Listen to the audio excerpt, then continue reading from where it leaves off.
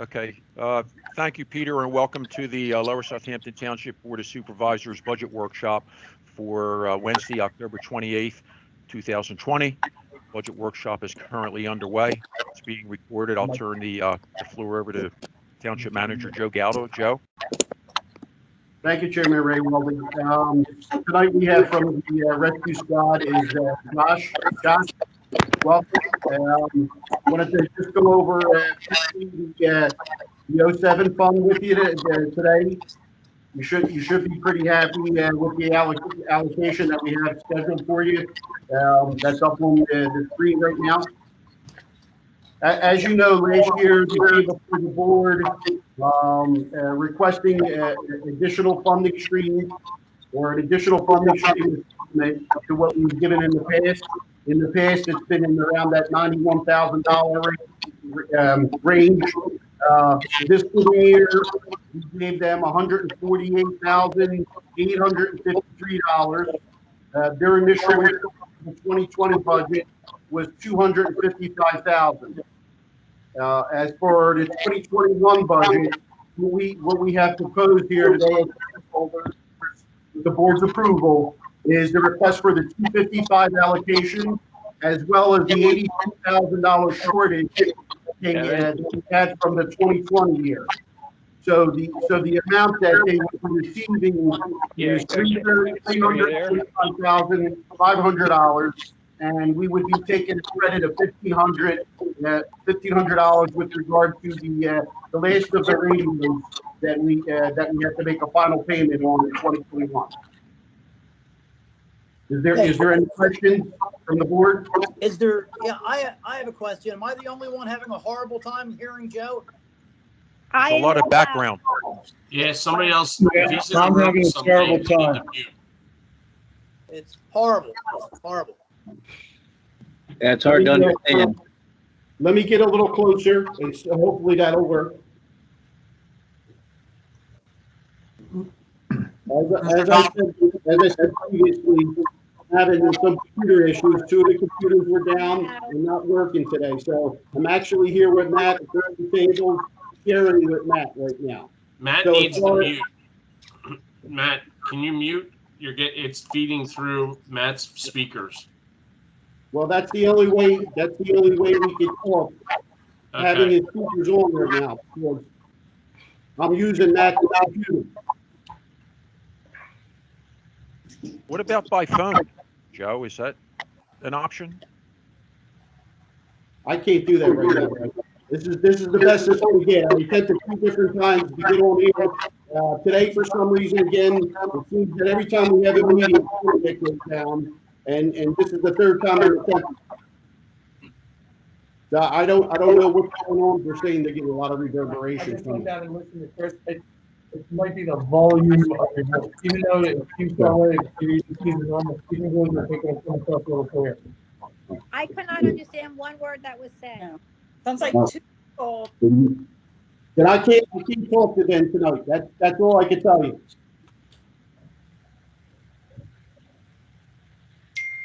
So, Joe, you left that off with, did the board have any questions about the $335,500, $255,000 of it, and then $82,000 comes from a shortage from 2020, correct?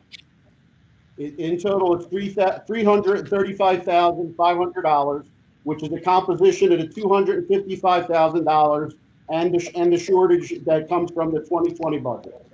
Yeah. Okay. I don't know if any board members have any questions there, but now's the time. Whatever happened, he sounds better.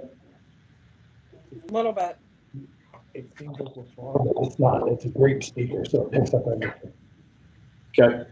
Well, as far as Josh, did you want to talk about the service levels that are being afforded to township in the current year and in the future years? Absolutely. Thank you so much, Joe. I appreciate it. And thanks to the board for having me here this evening, albeit virtually, to discuss this. Again, last we spoke in the budget meeting this time last year. You'll remember that, the majority of the need arising for the additional funding was due to the additional payroll costs that we anticipated for bringing our staff up to the regional standard for pay rates across the board.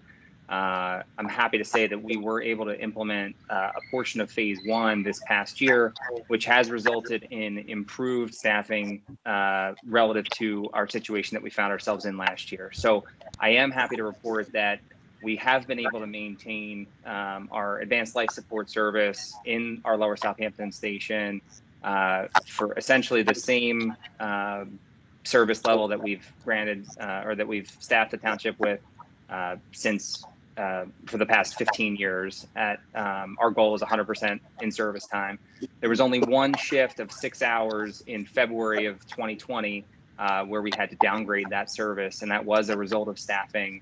And again, that was really at the height of our staffing trouble that we had illustrated to you guys last year, where we were down 5 full-time paramedics and not able to staff all of our ambulance stations that we are required to staff. So I am happy to say that the last time that happened was February of this past year. Like I said, it was a 6-hour portion of time in our Lower Southampton station where we had to cover calls from our other stations.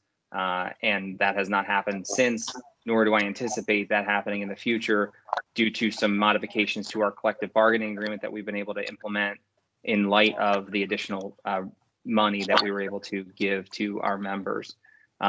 So 100% ALS and service time has been the standard, and that's what we've been able to provide since that period of time. Year to date, Lower Southampton Township, we've had 1,200 requests for service, of which we've handled 97.6% of those calls. The other calls were due to us being out on another emergency and one of the neighboring agencies having to come in. So we've continued to provide very similar service as we have in the past. Again, as we move forward, obviously, as we're sitting here on a Zoom call for a township budget meeting, I'm sure it is not lost on you that this year has been extremely challenging for us, as I'm sure it has been for all of you. Most notably the increased risk to our staff and the increased mindfulness that we have to pay to making sure that we remain safe with the proper equipment and protective gear throughout all of the emergency responses that we handle.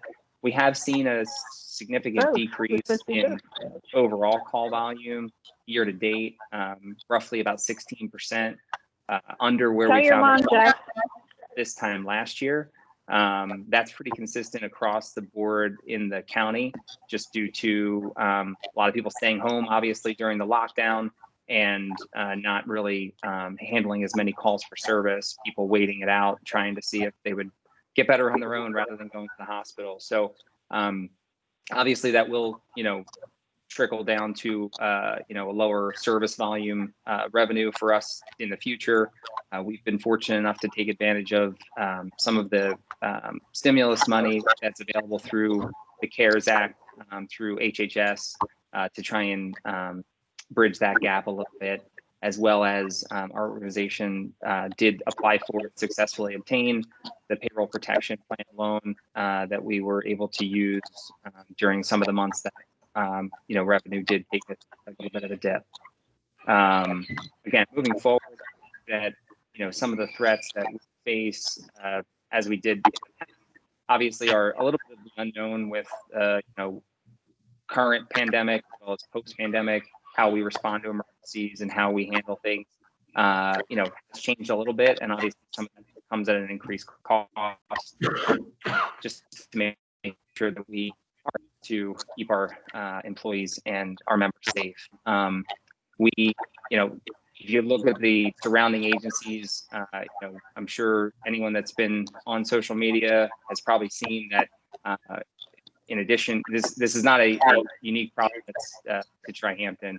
Bensalem Township is in the process of referendum on their ballot to try and increase funding due to, again, the same challenges that we're facing, trying to not only get staff, but also retain them and be able to make sure that we're providing the same level of service that we've, become accustomed to. So, again, I guess I just want to thank the board again for your time. I'm happy to answer any specific questions if you have anything related to services that we've provided, service that we'll continue to provide in the future. I also, I'm sure you've all probably had an opportunity to drive by our new station that we moved into on Bridgetown Pike in September. We are operational in that station now after a long process, obviously, of planning and, during the construction period. We were relocated to Lower Southampton Fire Department, which we're very grateful for their hospitality. And I would just end with, I would certainly love to, give the board a tour of the new building at any point in time that's convenient for you guys. And again, any questions that you have, I'm happy to answer. Thank you, Josh. Did you Any have a lot of increases for like cleaning products, PPE, things like that? Did that affect, or were you able to use stimulus money for that? So while we did use some of the money that, not in addition to the stimulus money, we were also successful in obtaining 2 different grants, one through the PHL 19 fund, which was for $20,000, and also another one through the Office of the State Fire Commissioner that was administered through DCED for an additional $15,000. Most of that money went to actually obtaining sterilization equipment. So we have a new, basically it uses like a fogging machine that decontaminates all of the patient compartments and crew compartments within our apparatus so that it can limit the ability of, coronavirus as well as any other virus living on surfaces that could potentially be cross-contaminated with other patients. So that stuff came at a pretty high cost. It was something that, frankly, while is good practice, we never really had the luxury of being able to afford prior to this whole pandemic, but it became a necessary purchase during the height of the pandemic. So PPE, fortunately, we were well prepared in advance of this. Obviously, N95 respirators, isolation gowns, the things that we needed to make sure that we were using for all that could potentially, transmit the virus to our staff. We had a very good supply prior to the pandemic. We were able to, because of our relationships with our vendors, maintain that supply. And, we continue to have a pretty significant cache of that equipment readily available. We saw about a 200% increase in our medical supply budget, to answer your question. So obviously that's something that we have to, look at moving forward as far as how to make sure that we are, we continue to be prepared. But, fortunately we were able to make those, make those adjustments within this year. One of the areas in which we were actually better than budget this past year was overtime, because we were able to make some of the adjustments that we anticipated making in the beginning of this past fiscal year, which decreased the amount of overtime that we were able to pay. So we were able to reallocate some of that money to offset some of the additional expenses for PPE and equipment that we needed this past year to get through the pandemic.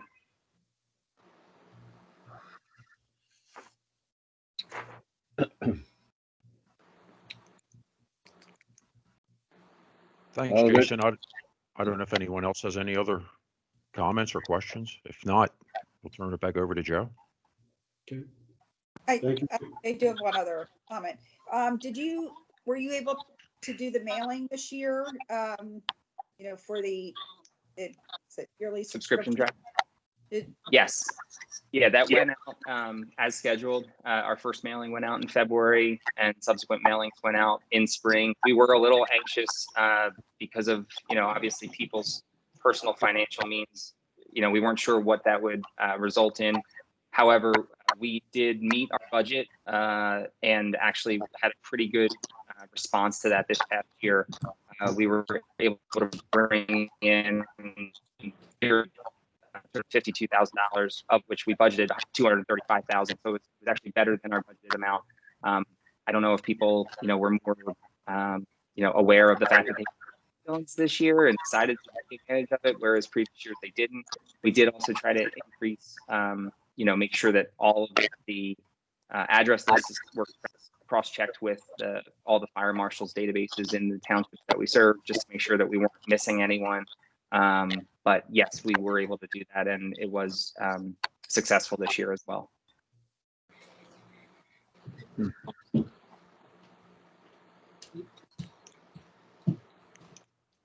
Got it. There seems to be a question. Josh, thank you for coming out tonight. I appreciate it, sir. No problem. And if there's any other questions that come up in the meantime, please don't hesitate to reach out. Thanks, Have a Joseph. good night. Thank you, Jeff. Thank you. Next up would be the library coming before us again with regard to some adjustments that they are proposing on their budget.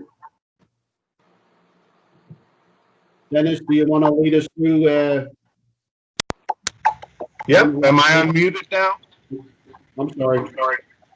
Okay. Let me say that I'm here with Carissa Murray and the board members, Gary Bowman and Ann Berlin. And I hope we're all going to be able to answer questions. But we're looking at the revised library budget for 2021. And for a quick overview on the revenue side, it's important to know the state cut their contribution 50%. The actual amount will be voted on November 7th. And the library is looking for a 12% cut in the township contribution, making a total of revenues down 21%.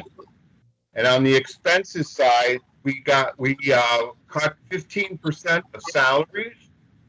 Major changes also that are worth noting is 57% cut in the commercial insurance and a 14% cut in materials, among other things.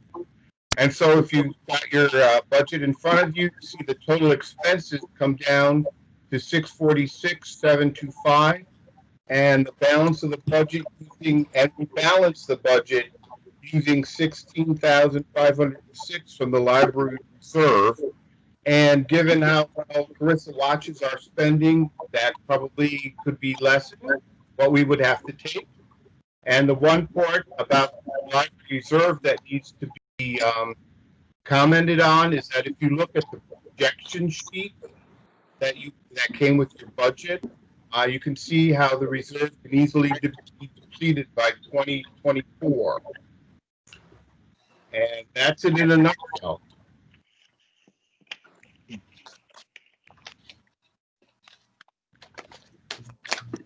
Dennis, can you go over the respective line items that you have the changes in?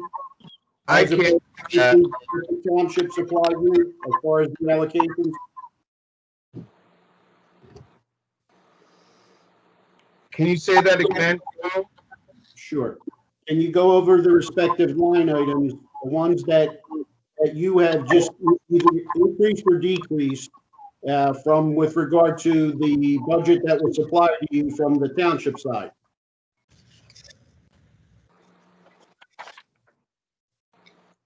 Okay, so in the revenues, the decrease would have been, the cut would have been 12% to the contribution, making it 563,200. That'd be 76,800 less.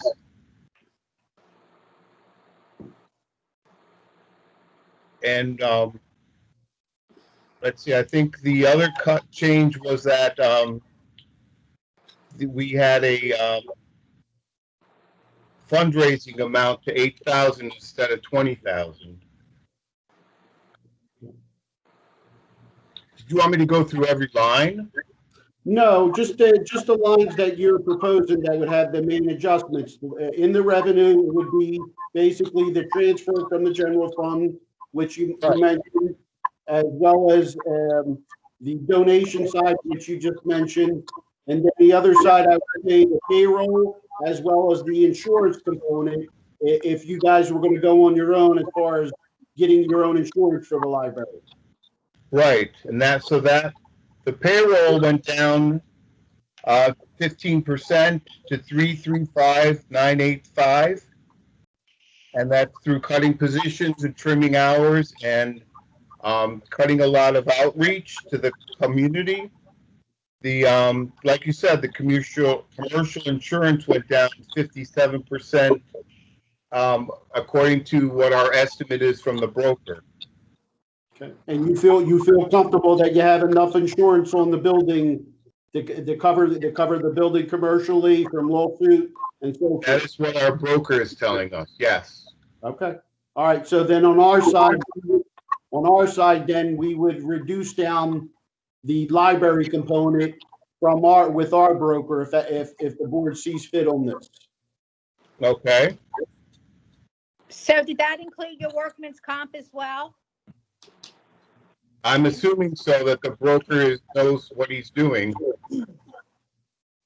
I would tend to believe it doesn't include the workers' comp component.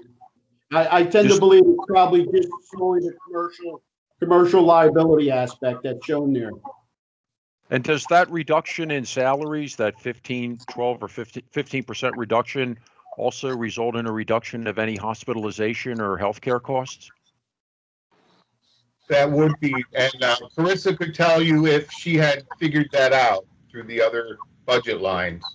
Well, the health insurance would not be really impacted because the health insurance only really is for the 4 salaried individuals. And so that you're continuing the 4 salaried. So there really would not be a corresponding decrease on the health insurance side. Well, would that cut down then on the township's pension contribution if if any of them go under 1,000 hours that were previously over 1,000 hours? It could possibly. It all depends on how they allocate their human resources during the course of the year. It could possibly. Do we know whether that happened or not? That's for them to answer that. Anyone who has been receiving a pension, we still made it so that they would continue to receive a pension. So there hasn't been any changes in regards to the pension. Okay, thank you. As far as employees, you said you cut hours. You decided to cut library hours? You mean hours are open to the public? Yes. No. Okay. Oh, I thought I heard you say you cut hours. I wasn't sure what you were referring to. Staff work hours. So we shortened their work time. Which means less pay. Correct. Okay. How many employees do you have? Part-time and full-time? 19 or? Carissa? Give me 1 second.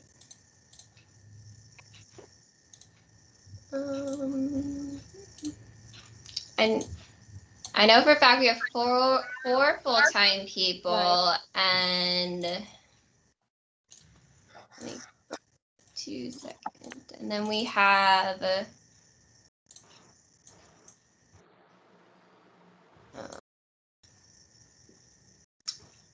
going into next year, we'll have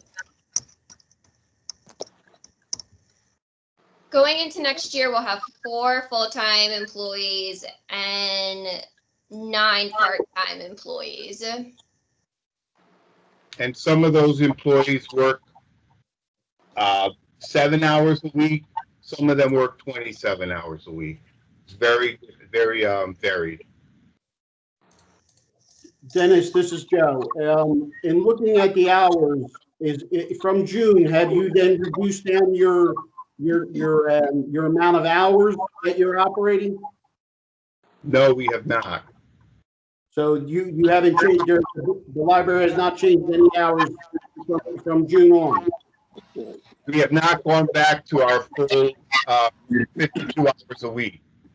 So okay, so you had prior to COVID, you were doing X amount of hours, and then from June on, it's been at a lower level. Correct. Okay. Hey, Joe, how different is this from the original proposal and this proposal? Well, the transfer initially was $448,000. They're proposing 500 and I can't see over there that far. Sorry. Looks like 563,000. So that's a difference right there. But you also have some alleged savings on the insurance side, being the commercial liability. The library staff will check out to the front desk. The printers now off. No further prints can be made. Thank you. I don't know what that was just said, but I think it was somebody from the library helping somebody. oh, okay. All right. Hey, Joe, So the library's asking for a larger contribution from us.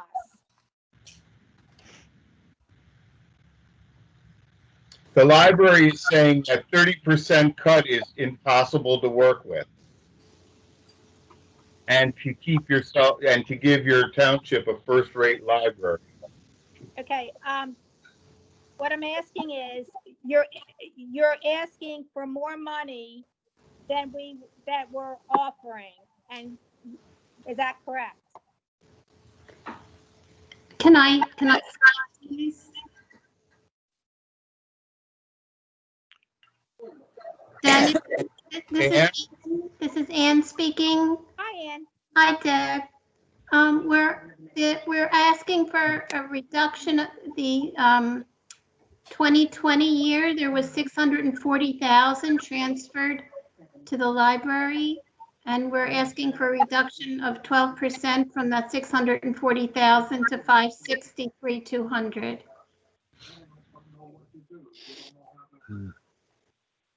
Thank you. What's the 632.19? I'm sorry, what number are you looking at? That's the Total revenues for that's the 2021. yes. reserve at the end of the year projected. That's including the money from the state and fines and paper use, the fundraising, all the income to the library. So, Ann, this is Ray Weldy. The way I understand it, and correct me if I'm wrong, is a couple meetings ago when the library presented their budget, they were asking for the township to contribute somewhere around 630,000, give or take.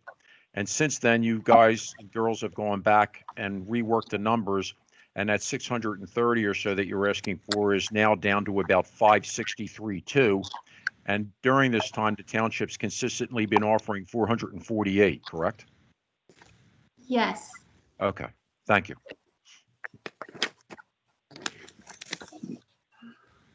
And if you, I have a question. Have you ever thought about asking possibly volunteers from schools to help in the library? You can do that as long as you don't supplant your regular employees. you know, it has been my experience in 30 years of library work that 1 in maybe 1,000 volunteers are worth it. They come without having to be a hassle, without having to be, without adding more work to your workload. Just from a research perspective, we did go around and ask a fair amount of different libraries, and it appears that a lot of the libraries do have volunteers, especially, I guess, more on the circulation type desk or so forth. But it does appear that a lot of the other libraries do have a cadre of volunteers that help them, which could possibly assist you in your finance side. Oh, Joe, if we're going with this budget, can we afford it? That's what Ed, I I was try to gonna make everything work as best as I can. I mean, ultimately, you guys have to make that final decision. If you know, you had the police increase on the pension side of 130,000. We just gave, as far as the 2 fire companies, a small increase. We have given the rescue squad an additional increase from basically 148 to 335, or 335 and change in this given year. Next year is real. This is a bad year. Next year will be definitely worse. You know, you could be talking about impacting other operational departments. You know, it may be something, you know, we could shoehorn it in, but you're going to be awfully tight.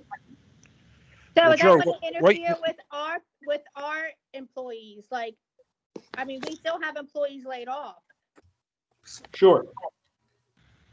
Yeah, this is Kim Kutsarada speaking. I mean, this is very concerning because, as it was just mentioned, how about next year? We're looking at what, about $115,000 more than what we were willing to kick in. And, next year, as Joe's saying, it's going to be even worse. I mean, there's only so much in the pie, you can only cut it so many different ways. And then if we do this now, our other, organizations in the township, the fire departments, the rescue squad, once again, are they going to want even more now? It's very troublesome to try to figure this out. Well, just by comment, Joe, we're not voting tonight. We're Right, just. I understand that, not tonight, but if we just go along with this, that's what it is. I would like to see a little more try to be done with these numbers. Yeah, and if we buy a year, let's say that this 563,000, if Joe could somehow squeeze it, what do we do in 2021 for 2022, and what do we do in 2022 for 2023? Because the gap becomes bigger each year. I think that's one of the questions that I'm trying to ask is, can we afford it, or do we have to go back and start cutting some more? It would be nice to have everything 100%, but it doesn't appear to be in the cards this year, and certainly not for next year. That's why I was asking about volunteers. I know some schools, students need to do some volunteer work, and I know it's not the best scenario, but there's definitely issues that we're all bringing up. I mean, is there other hours that the library can cut? They're open hours is what I'm thinking of, which in turn would cut the library budget. If you. This is Gary Bowman. We discussed the issue of closing the library or not, and we wanted to avoid that so we don't remove any services from the community. If we were to close the library, obviously there's additional savings there, but we tried to avoid that. And in reference to next year, we don't know what the state funding level will be. And that impacts upon the bottom line of the budget for the township as well. Yeah, I would agree. Okay. I'm sorry. I would kind of agree with Dr. Bowman. I mean, I don't think we want to cut service hours, especially, it does provide a service to the community. The question I would ask is, on like a given day, Monday through Sunday, how many people are actually working in the library, and to kind of structure it with the staffing needs, with what, the residents are needing in a given day. Do they actually need 7 individuals or 8 individuals on a given day? Can they do more with less? Sort of like what Public Works is doing. So I don't think we want to go the route of service level cuts. I think it's basically a marrying up of your human assets with the hours and the peaks and valleys that the library had. That may be a better match to go, and not be willing to cut service hours. And I mean, right now you're doing a little bit less even now with hours. Well, are there any other cuts that you guys ran across and we'd like you to do some a little better? I would like you to do some a little bit better. Are there some other things that could be cut? Keeping in mind that this year is bad, next year is going to be worse, because that means you just have to cut more next year. So if there's some more things you can cut this year, that's going to save us a little bit, and hopefully next year will be better. But certainly it doesn't appear that that's going to happen. Is there a funding level that you want us to use as a target to reach? Oh, I don't know. I don't. Certainly, Joe or Peter, they might have a better idea on what we can live with. Right. What we can afford, yeah. That's what I mean. Without, Didn't Joe already say 440,000? Was 448.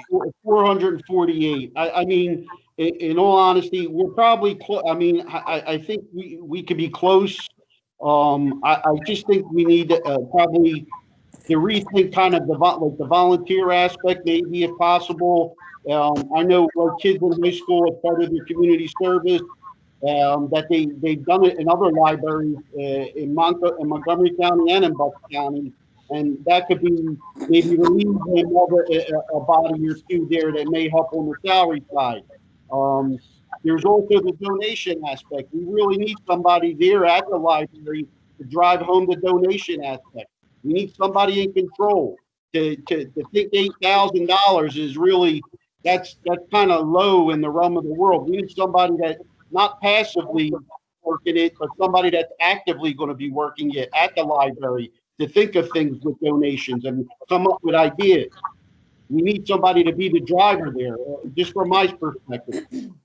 Well, one of the other things I'm thinking of also is there a time throughout the week that you have less people than you do other times of the week? And can you identify that and then try to cut back some people costs? I mean, and I don't know how you count the number of people that are in at each given time, but is there some way that you say, well, Friday afternoons, nobody's here anyway, let's close the doors? Well, I don't know about recurring closing issue. doors, but having less employees. Well, Right.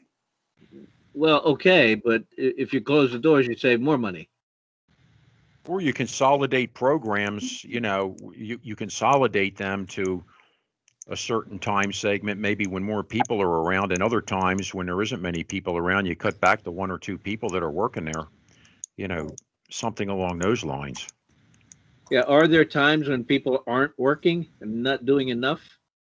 I know that sounds cruel, but are there some times when you could cut back on the number of hours, consequently the number of people? I don't know the answer, but it's just a question more than anything else.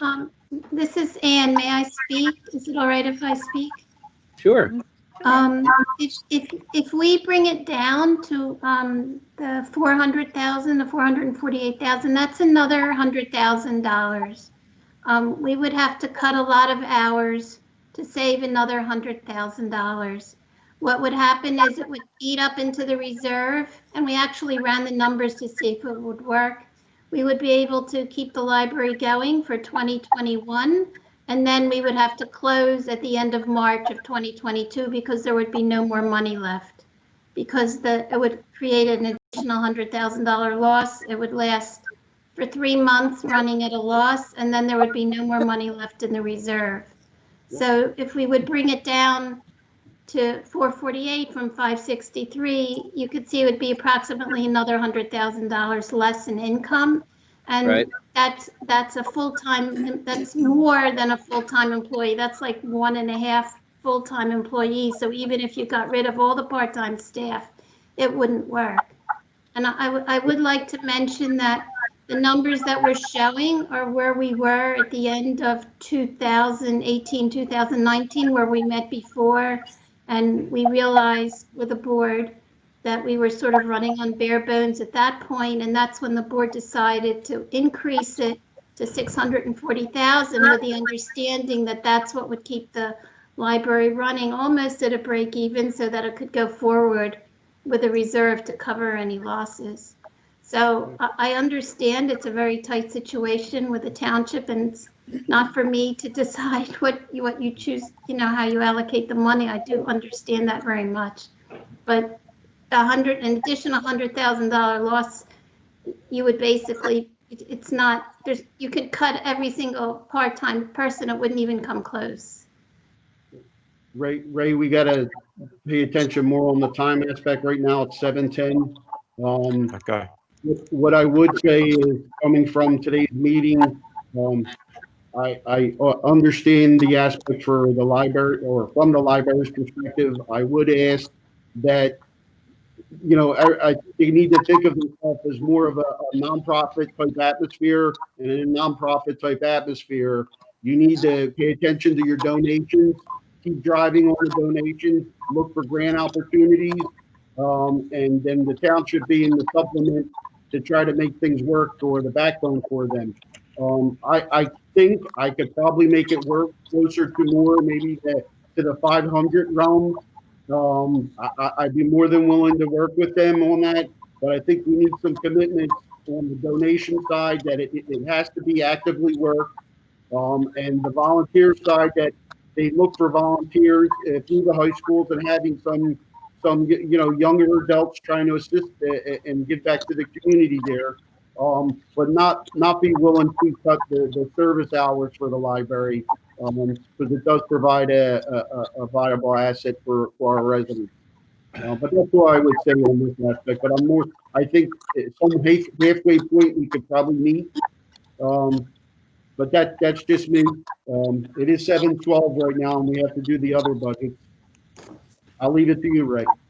Okay. Well, I'd like to thank the library board and Dr. Bowman and Dennis for presenting and cutting what you did over the last 4 weeks from your budget to try to help things out. And then Joe has made an offer to try to up our end of it, and we'll try to meet at some common ground. But that's not a solution I think that we'll come up with tonight. But I think it's something. Yes. Could you restate what Joe's proposal was? Because he was breaking up for me, but I can hear you. Joe said that he thought that if the library could work more diligently on the donation end of it, Joe might be able to find some money to up the township's contribution from 448 up to around the $500,000 category, but that would be our absolute limit for this year. And we could, try to work it out from that angle. Okay, thank you. You're welcome. Thanks for being here. Thank you, everyone. Thank you. I know someone said they want to move forward on another budget issue, but I've talked to Mike Italia today, and I know he has to leave at 7:30. So we have 2 land use issues on the agenda that we might want to, if you have any questions for him, maybe you could ask him now before we move on, before he has to leave. And maybe you don't have any questions. I am going to try and listen after 7:30 in case you need me to jump in. So Joe's going to kind of give me a heads up. I'm going to try and balance both.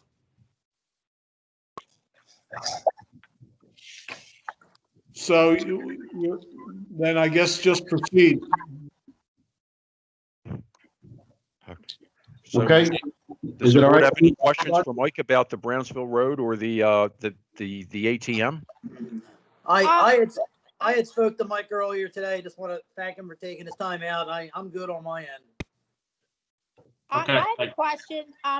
It's the continual use, and could you elaborate a little bit more on that? It's a conditional use, which is a use permitted by the ordinance. However, it has to be ruled upon by the supervisors, just like the zoning hearing board has to rule upon a special exception. It's a permitted use, and if it meets the criteria set forth in the ordinance, then the board can allow it to go forward. Mr. Murphy, you have anything to add to that? That's correct. I agree with that summary, that it's a use in the ordinance that is permitted, subject to our need to meet certain conditions that the township ordinance specify.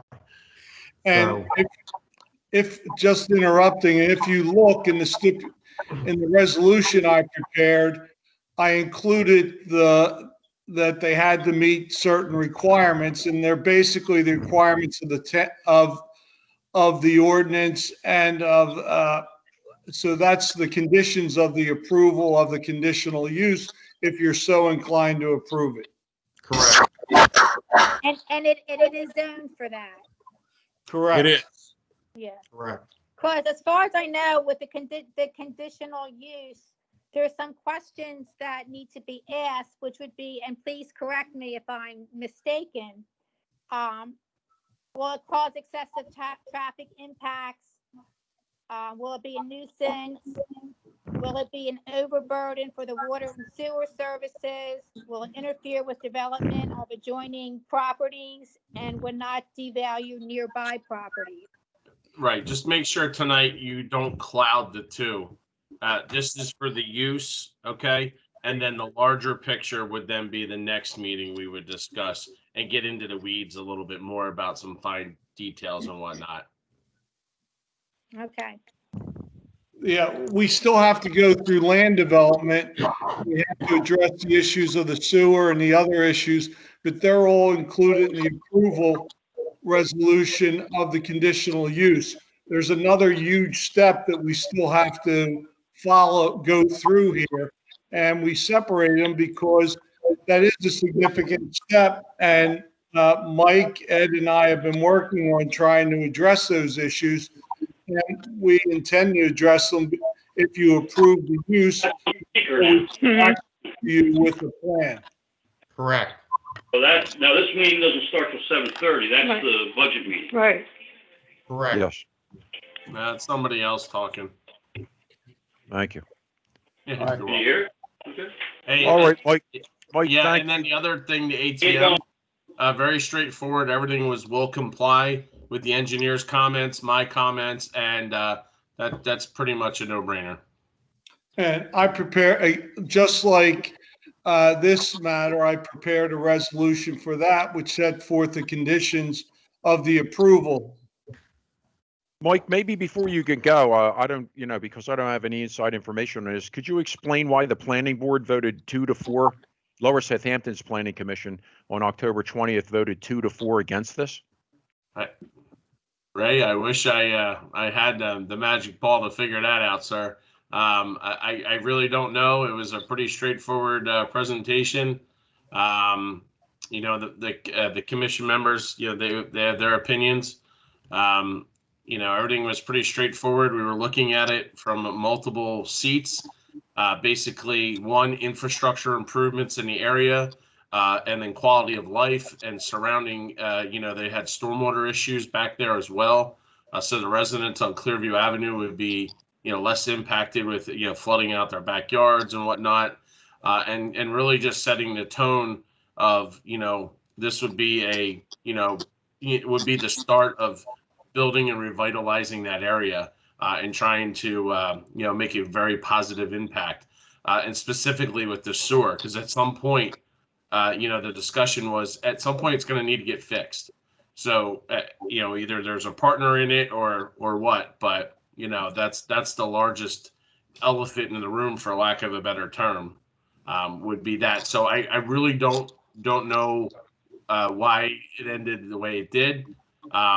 You'd have to talk to the chairman, Bruce, and he might have better insight than me. That was only my second planning commission meeting, so I don't really know the personalities very well. Start till 7:30. I mean, I think it's a great proposal about doing some beautification in that area. I think it could really enhance. In my seat, as doing these in other communities, is it's not just the apartments, it's the infrastructure. I'm not trying to sound like a salesman here, but the money's got to come from somewhere to fix and enhance the sewer. And the fact that we've gotten them to go from a 6-inch to an 8-inch, possibly, Frank and I and Ed are trying to, bring everybody to the table and kind of make this happen. That's a huge thing for that area. And to not sound corny from a movie quote, but if you build it, they will come. You're going to bring people. It tends to be a higher income type housing, so you're going to see those revenues in there. There's so many positive. I get it. Like, it's not what everybody wanted. They wanted retail. They wanted this. They wanted that. But that was 2012. It's a completely different economic climate at this point in time.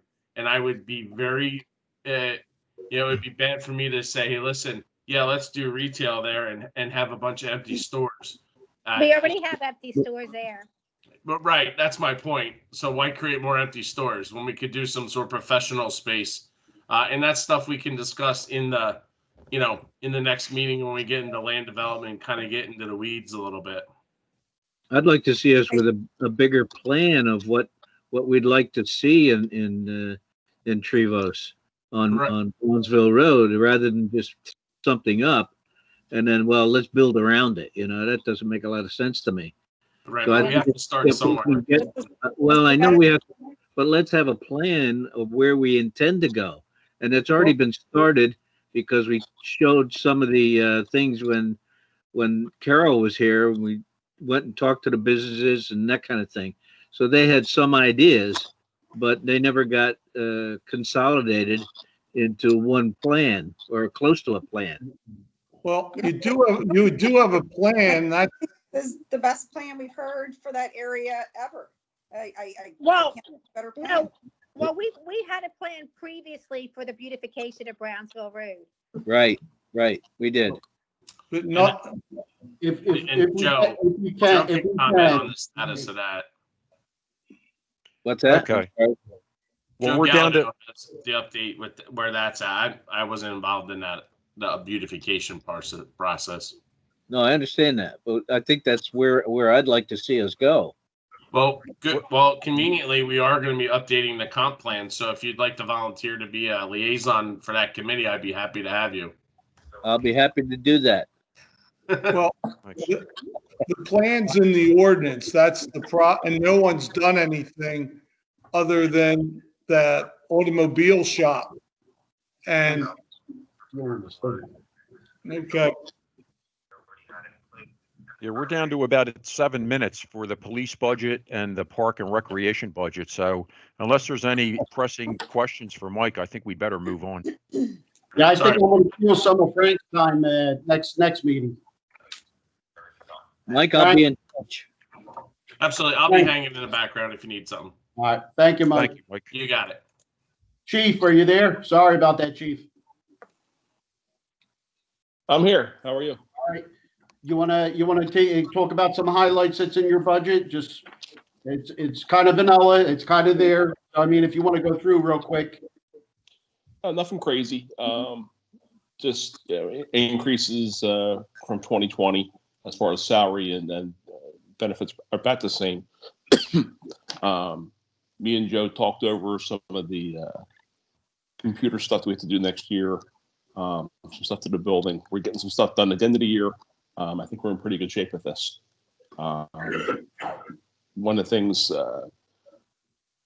as an example, are warranties for our body cams. We got that this year to save us a lot of money in repairs and replacement, things of that nature. Does anybody have any questions? Ted, I have a couple.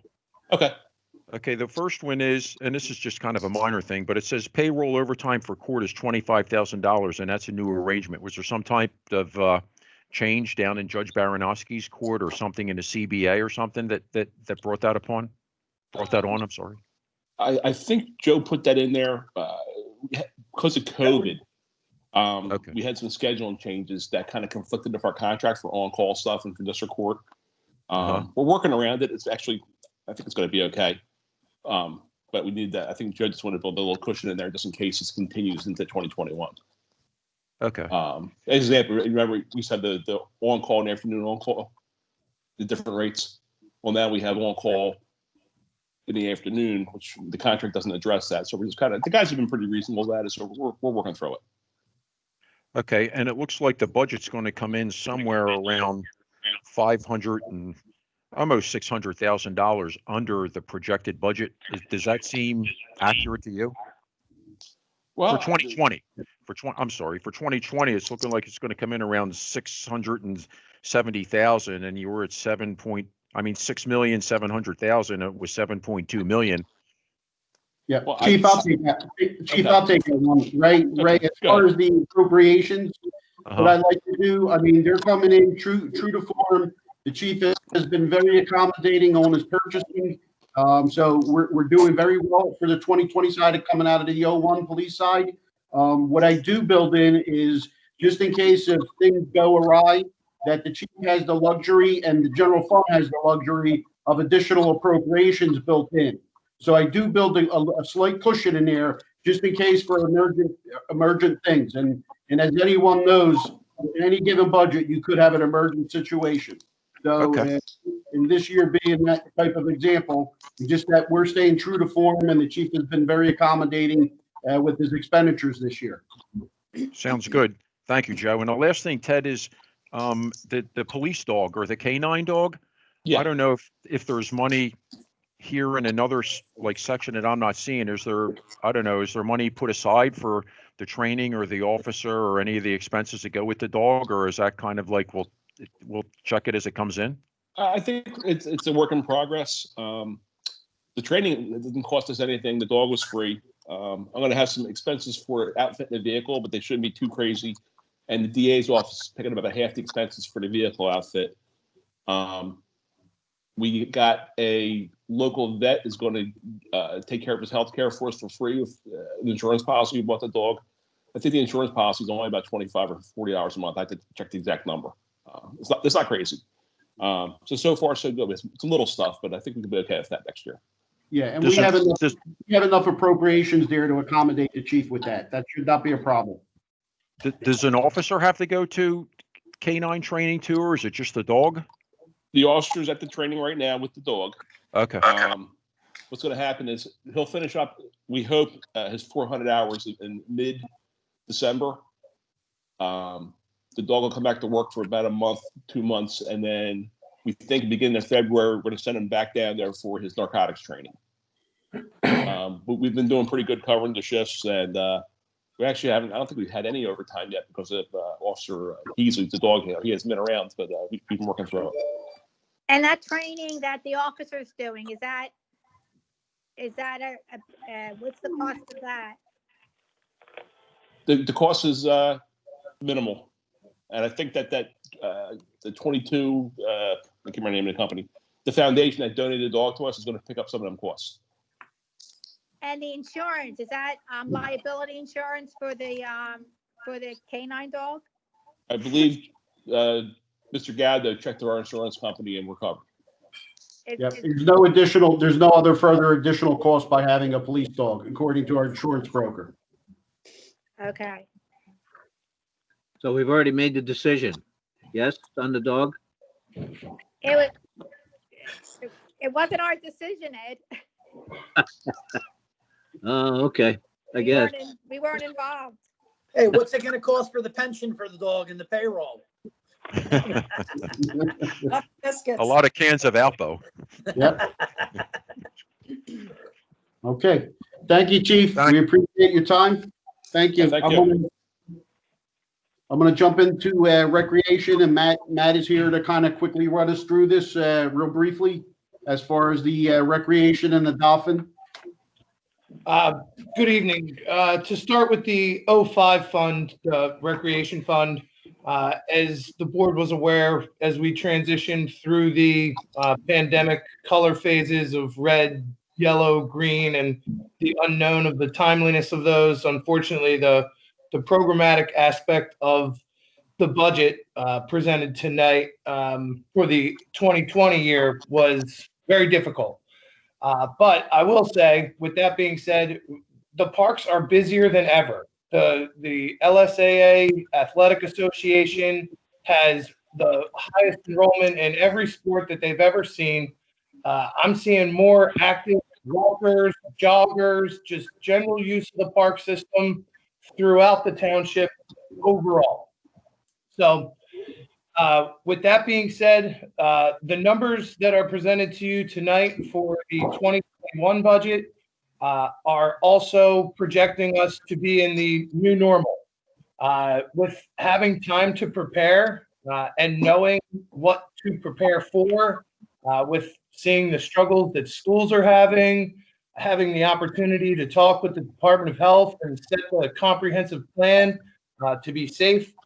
I feel that the numbers that Joe and I put together are very achievable and within reason to get our programs back on track and do it safely within the constraints of the pandemic and the guidance from the Department of Health. So the numbers that you see here tonight are, again, they're projections. We're hoping not to revert into the yellow phase or back to the red. I think that we're going to remain in green, and any type of alterations to public gatherings or any kind of programming, be it indoor or outdoor, would just have a guideline caveat to it. It wouldn't be something detrimental to the program. It would be something that we could plan for now knowing. So just briefly running down some of the larger numbers, the millage allocation basically stayed the same and moved down through. We put a slightly higher budget on our youth camp because we already know youth camp fees are going to go up because our expenses are going to be up. Operating in the post-pandemic and the preparedness that I know that we're going to have moving forward, we're going to have higher related expenses to all of our programmatic features. So moving down to revenue, those expenses are then relative. We do anticipate to have our summer camp programs again. We're looking forward to having our community event that we did in conjunction with the Playwiki Farm Foundation and our various other partners. So the expenses relative to the revenues, and if the board has any questions, the one thing I do want to point out in the 05 fund is the expense of summer camp rent. I am going to get to that, and it's easier to explain when going over the Fund 14. Did the board have any questions related to the expenses on the 05 fund? I don't know. No. So what you are seeing there is the full amount of revenue as well as the full amount of appropriations. We're doing it as if it's a normal year. So we're proceeding accordingly, showing the true amount of revenue and the true amount or potentiality of the appropriations or expenditure. Matt will go over the 14 fund real quick for you guys. So this is very similar to the 05 fund. Like Joe just said, we're going to plan for the new normal, and anything that needs to be our responsibility as a facility, as a township, we're going to make sure that we have that in place so we can operate safely.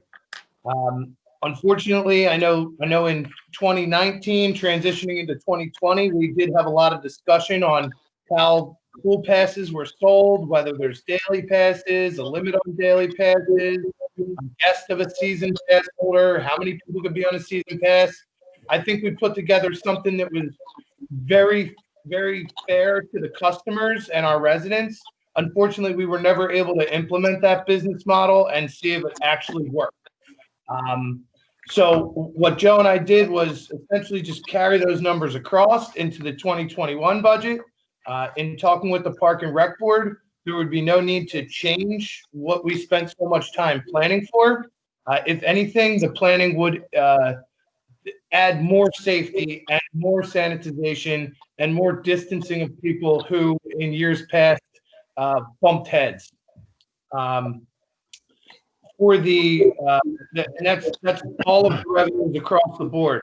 Now, going down to the revenue line item where we describe the rent income, that's a transfer from the 05 income, and that's comprised of 5 different line items within the 05 fund and within the 14 fund related to expenses. The big ones are the utilities, the swimming pool management contract, any type of club maintenance, housekeeping, general supplies, and anything big that pops up along the way that's a shared cost between the Dolphin Swim Club operation and related to our summer camp operation as well. So that's where that revenue item as camp rental would show you on that 392,120. Moving down into the expense line items. This year, we didn't incur very many expenses, but there were some expenses. Some were expended prior to the March notification of the pandemic. Others were just doing business along the way to keep the place in a non-operational but a winterized condition. We hope to have a very strong 2021 season. We had a lot of folks who really wanted to give it a go for 2020. Although for the safety of everyone, I think we made the right call looking at the conditions we're in now.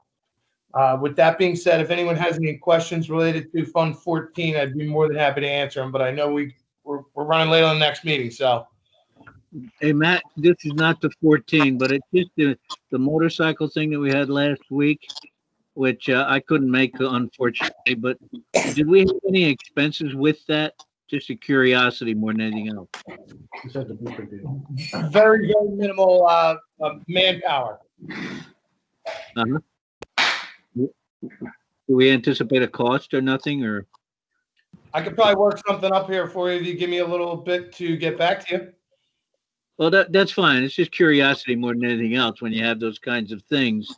And I thought it was very good from what I heard. So I'm not being critical. I was just curious with our budget issues that we're having this year, for this time period, was there additional cost there? That's all. I could get you an answer on that. Thank you. And Matt, when you do that, if you could put in your cost with the first one as well. The first back to blue even. I can tell you right now they're going to be identical or very, very, very close to the same.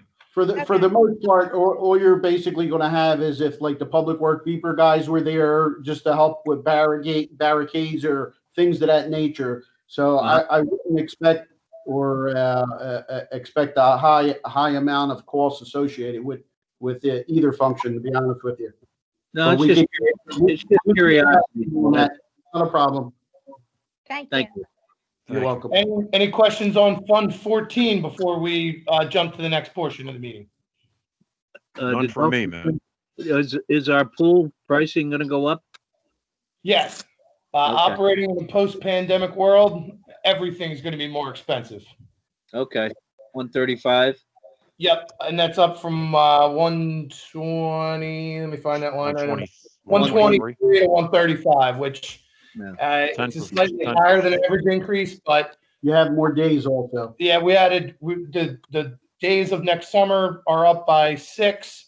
It also cost of insurance has increased exponentially. The cost of chlorine is up, and we're also dealing with having a year off. We're anticipating some staffing.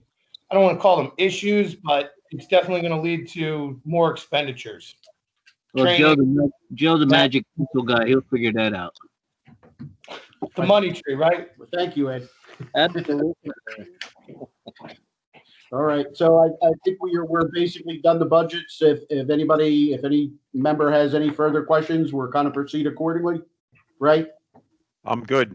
Do we, if no one has any further questions, do we continue with the current sign in that we have, or do we have to sign out and sign back in? You continue with just continue and follow through. Okay. Do any board members have any questions about the budget before we move on to the regular meeting? No questions for me. No. Well, that sounds like a resounding negative. So we're ready to move on to the public meeting then? Yes, sir. Okay. And Peter, we're recording. Everything's good, right? Yes, sir. It's been recording. Thank you very much. Welcome to the meeting, the public meeting of the Lower Southampton Township Board of Supervisors for Wednesday, October 28th, 2020. The meeting was supposed to start at 7:30. We ran a few minutes over on our budget workshop. We apologize for that. This meeting is being held via teleconference and has been duly advertised as such. Will everyone please stand for the Pledge of Allegiance?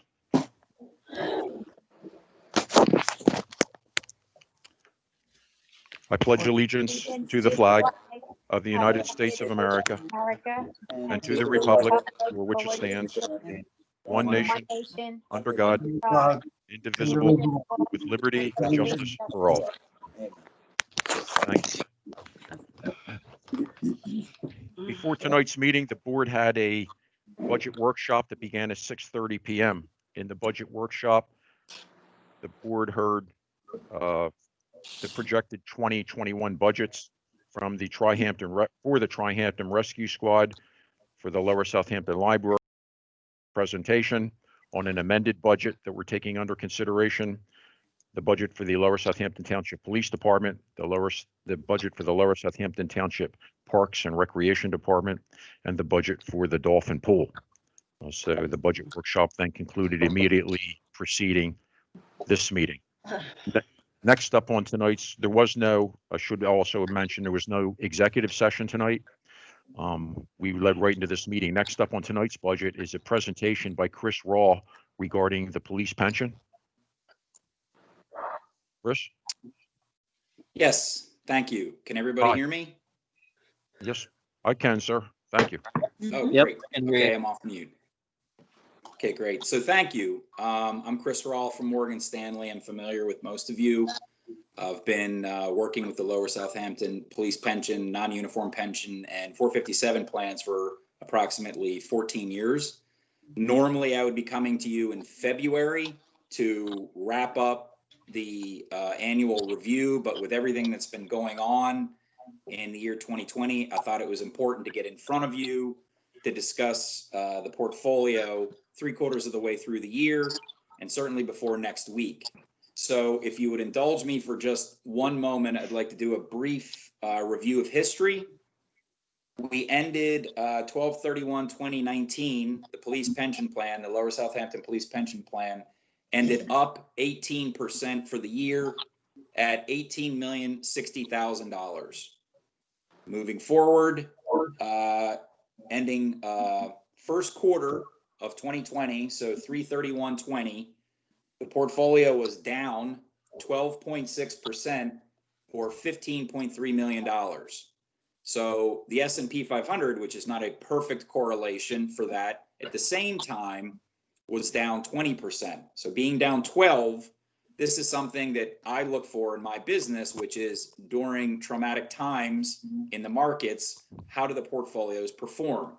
So by holding up and only absorbing 60% of the S&P 500's depreciation for the time was a very good sign.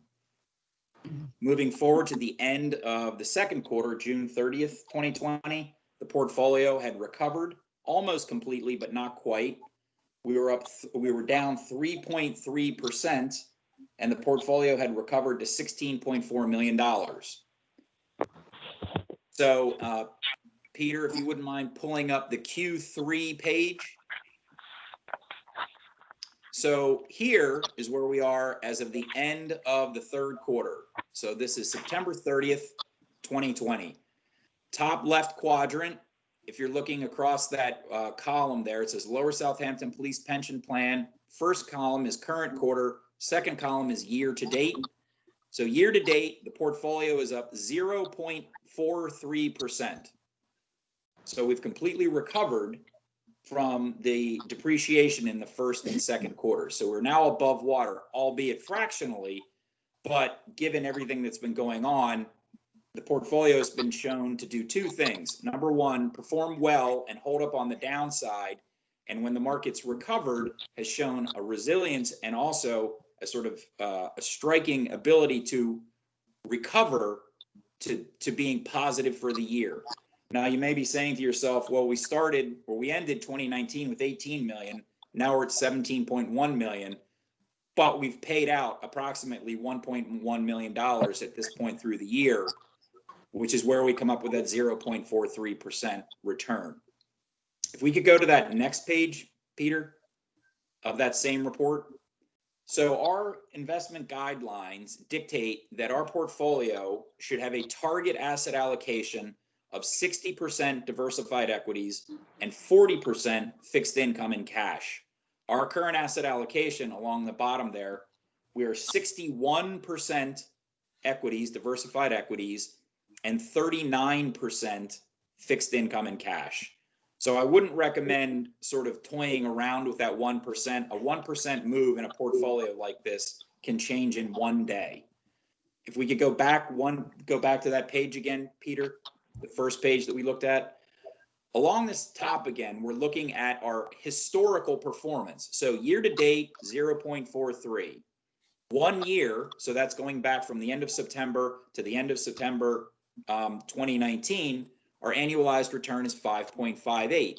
Our 3-year return is 5.15 per year, and our 5-year return is 7.17% per year for the past 5 years, which is right in line with our assumpted rate of return for the plan. So we have return, we have asset allocation, and then we have risk reward. So the portfolio has shown that with the 60% that we have in equities, we've captured 60% of the downside in the first quarter of this year. And last year, our return in 2019 captured 63% of the upside. So that band is showing almost perfect efficiency of our stock market allocation within. Lastly, so after we digest those numbers, I'd just like to talk about the general landscape of the rest of the year. So next week is a big week. There's a lot at stake.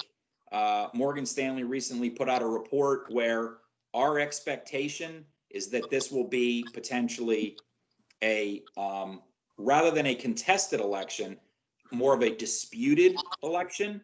Most likely, we won't wake up on Wednesday, November 4th, knowing exactly who the president of the United States is going to be, because with the amount of COVID mail-in ballots, states, a lot of them have already started counting the ballots, but some of them are allowed to actually not start counting ballots for several days after November 3rd.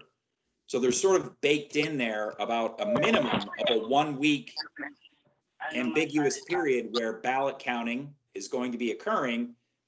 Our expectation is that this will not become a contested election, but more of a disputed election, and therefore should only last a few weeks. During those few weeks, though, the markets could be very turbulent. The stock market specifically does not like uncertainty, and we're talking about a very uncertain time. However, once the dispute is over, we're expecting a V-shaped recovery for the economy. So Jerome Powell and the Federal Reserve have already put into place significant backstops to this depreciation that we've seen in the market, pumping several $1 trillion into the economy. They're currently trying to work on another care package, a second care package, number 2. When that comes is, sort of anybody's guess. However, they are targeting a 2% inflation rate, which is important because a lot of people think, including myself, inflation's not good. However, if we target a 2% inflation rate, that gives the Fed the ability to potentially start to raise interest rates. It's really important for our economy to get interest rates out of this trough that they're in, which is a historical low. So I just said a lot of information in about 5 minutes. So I wanted to pause for a moment and see if there were any questions.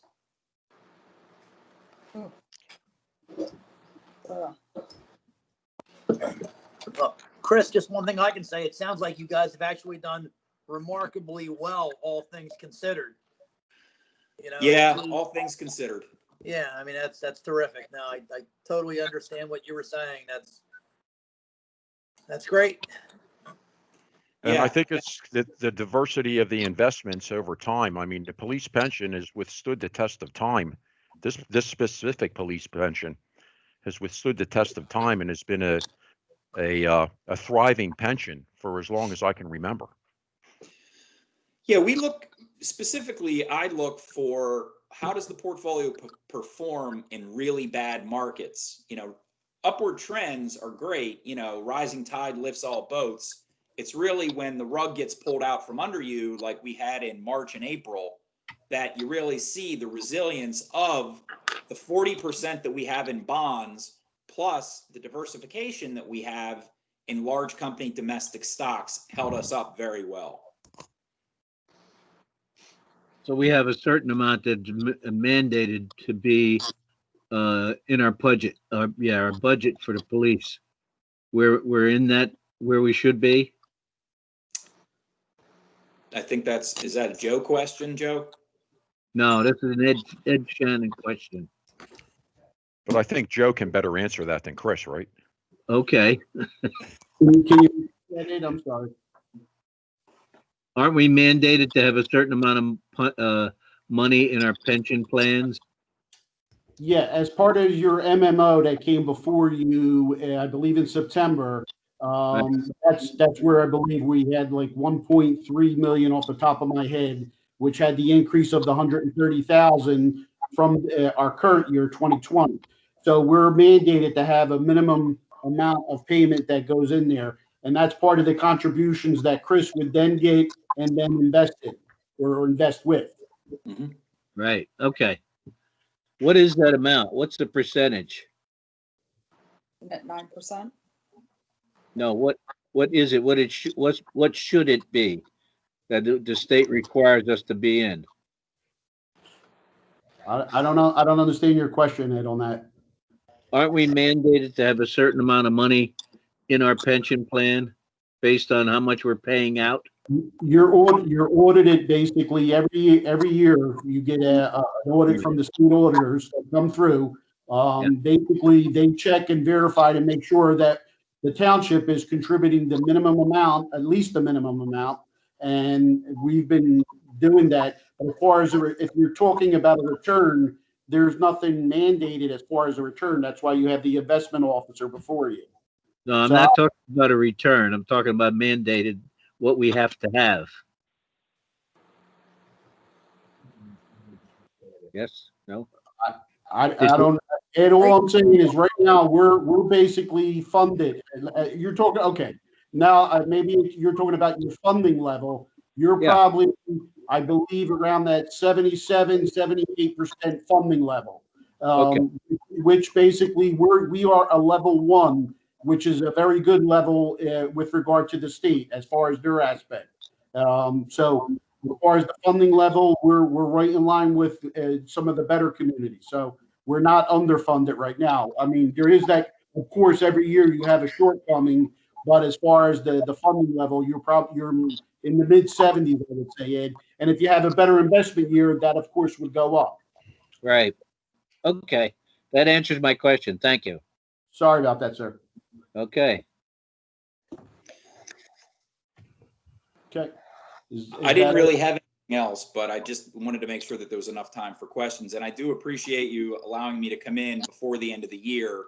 Just with everything that's going on, I thought it was important to make sure that, we discussed where we are. And my hope is that by February, we're talking a more rosy picture for the economy.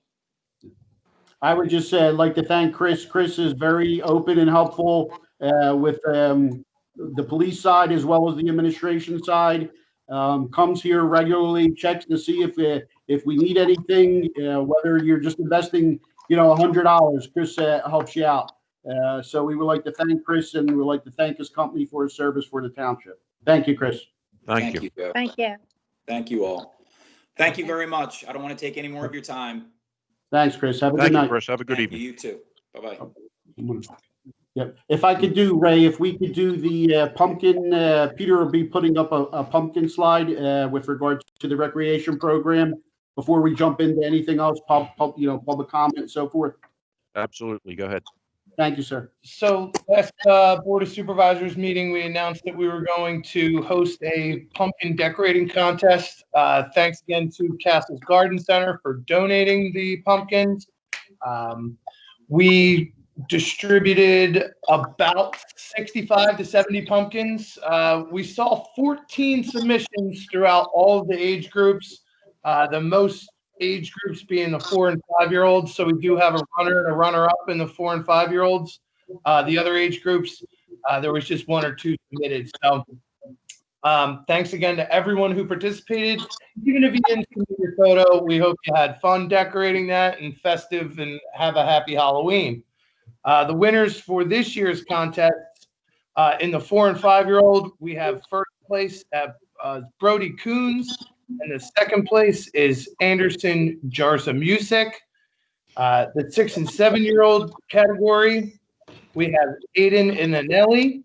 The 8 and 9s is Isabella Arcute. And the 10, 11, 12 year olds was Isabella Black. Oh, so cute. Wow. And there's all the submissions and the winners going by right now. So thanks to everybody who, did submit a photo. And another big thanks to Wawa for sponsoring the prizes that will be handed out tonight. That was fun. It was something new this year without having the fall fun day at Playwiki Farm. So it was fun, and I hope everyone enjoyed it and displays their pumpkins and has a safe and fun, happy Halloween. Thanks, Matt. That was an innovative program, and these kids did a heck of a job for being so young. Those pumpkins look great. They did. They were hard to judge. Yeah, that 4-year-old, that thing looked like a Picasso. It was unbelievable. What? Oh, Horrible. Yeah, thank you. I think Ed tried to sneak one in here, but we stopped him.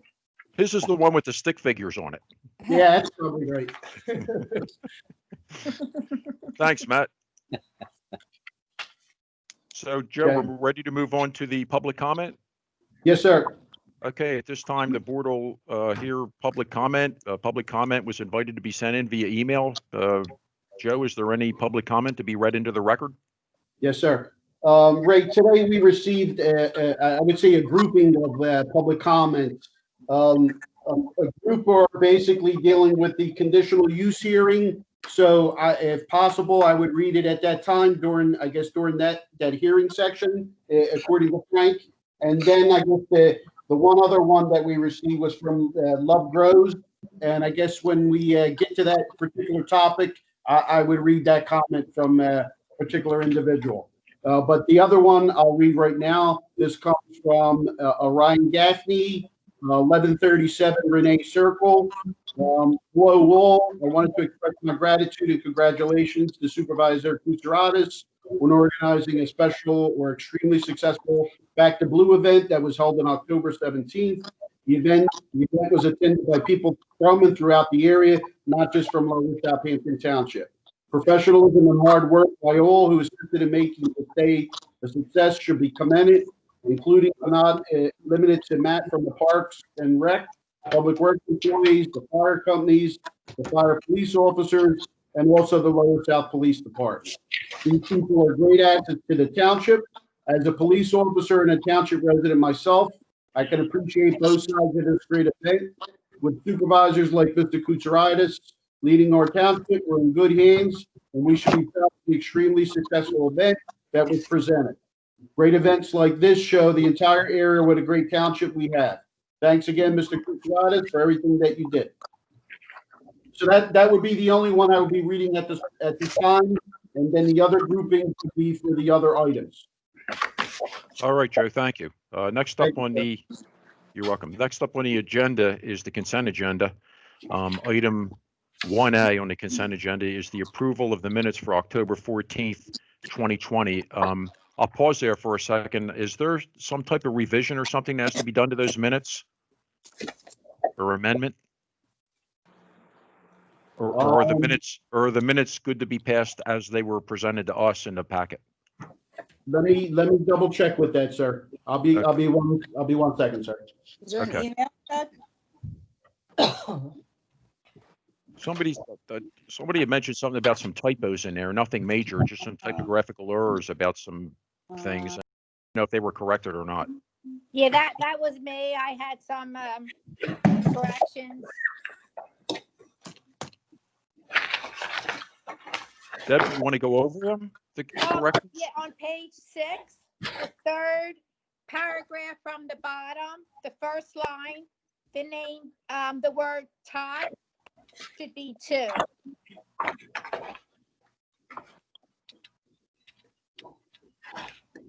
I know it's minor, but yeah. The typo has been corrected, so that's fine.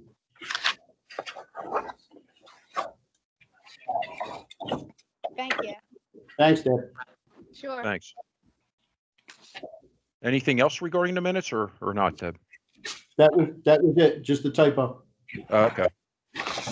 So item 1A would be the approval of minutes for October 14th, 2020. Item 1B, approval of budget minutes, October 14th, 2020.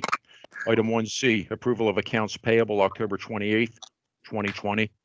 And item 1D, approval of certain reoccurring monthly bills, October 28th, 2020. Is there a motion to accept or approve the consent agenda? Ray, I got one quick question. I did skim through the payables. I just want to double check about any in regards to any payables in regards to the Ottinger lawsuit that I might have missed. I didn't see any, but I just want to double check. I saw none either in the payables. Okay, thank you, Joe. I appreciate it. No problem, sir. Then I'd like to make that motion, Ray. Motion made by Mr. Kutsaratis, a second. second. Second by second by Mr. Shannon. Yes. Thank you. We'll do a roll call vote. Ms. Cummings? Yes. Thank you. Ms. Kaplan? Yes. Thank you. Mr. Kutsaratus? Yes. Thank you. Mr. Shannon? Yes. And Ray Weldy, I vote yes. So the motion to approve the consent agenda is approved passes with a vote of 5-0. Next up is item 2, consideration of waiver of land development for the proposed ATM for Chase Bank at 1045 Bustleton Pike, Feasterville, PA. Yes, I believe Matt McHugh's here. I see him. He's here. The applicant. He's going to make a presentation. I think you've seen this before. It's ATM in the shopping center. There's been 2 letters which have been submitted by the engineer. They've been reviewed by the applicant. I've prepared a resolution which I've circulated to all of you, which I've given to Mr. McHugh, which after his presentation, he'll indicate whether or not he's agreeable with the terms of the resolution. I've discussed it with him. I believe he is, but it's all yours, Matt. Thank you, Frank. This is a pretty straightforward matter. I think this was before the board about a month and a half ago for action on a waiver of land development. Some concerns were raised regarding traffic circulation and some of the safety features. So we went back and revised the plan just by way of high-level overview. It's a proposed Chase Bank drive-up ATM at the Feasterville Plaza. We submitted a set of revised plans which are referenced in Mr. Dillon's approval resolution, which addressed the comments from Tri-State Engineering, and primarily just to overview what the changes since you last saw this plan were. We've added some traffic control signals to help with the site circulation. We've revised some of the landscaping in the area of the ATM to be low ground cover and more paving, so to address any safety concerns from individuals hiding in those areas and possibly permit doing crime against someone using the ATM. Finally, there was a recommendation from Tri-State that we mill and overlay the proposed area of improvement, which we're agreeable to. So, I mean, I have Barry Glassman from Security Vault Works, who's the contractor, who's available to answer any questions, and I believe Kevin Tatlow from Bowler Engineering also available, who did the civil plans. But this is really a straightforward ATM matter. We're agreeable to all the conditions set forth in Mr. Dillon's proposed resolution, and we simply ask the board to act favorably on our application this evening. So with that, I'll open it up to any questions if there are any. Matt, I just have a couple regarding these safety issues that came up at the last meeting or at the last presentation, and it had to do with the shrubs and so forth. But as far as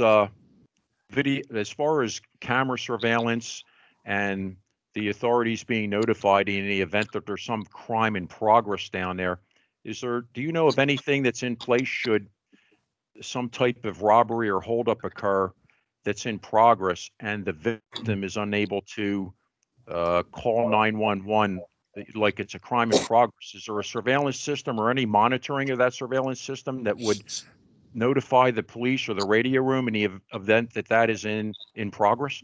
There are security cameras associated with the ATM. One, and Barry, correct me if I speak incorrectly about this. One immediately on the ATM, and I believe some in the area of the canopy. I do not know. I am familiar with Mr. Waldy, what you're talking about. Some of the cameras, such as at a Wawa or something, they will feed directly into the police department. I do not know whether these security cameras will have those or whether Chase permits those. But if it's something that is permitted and they're able to do, and the township wishes, we're certainly willing to look into that. I just think because of it's not that isolated, but at 1:30 in the morning, it's isolated, you know, and in the event that something happened down there, if it's possible, it might be something to look into. Right, certainly. I mean, our goal is to provide the safest environment for our customers and any township resident that's using the ATM. So if there is a way that we're able to increase or improve security, we'll certainly look into it and implement it. Thanks, Matt. Hey, Matt, just kind of as a sidelight, what things are there in place? I don't want you to send it for the whole public to find out, but are there things that are answering raised questions at this point? And can you kind of give us some idea of what they might be? I don't want to give away the store, but. Well, no. So certainly there are. Chase has lighting standards, so it's a very well lit area. We've at the suggestion of the board, we've removed some of those areas that would allow for a perpetrator to kind of lay in wait. But there also is security cameras in the area, and again, this is a drive-up ATM, so any individual is going to have their car there, and that may be the easiest way to avoid an incident of crime by just hopping back in your car. And driving away, should you feel that the environment or the area is something that is dangerous. So, go ahead, Barry. You want to add to that? Yeah, I'd like to add to that. So, to what Matt was saying about being in your car, you're actually driving right up in your car. There's no need to get out of the car to use the ATM.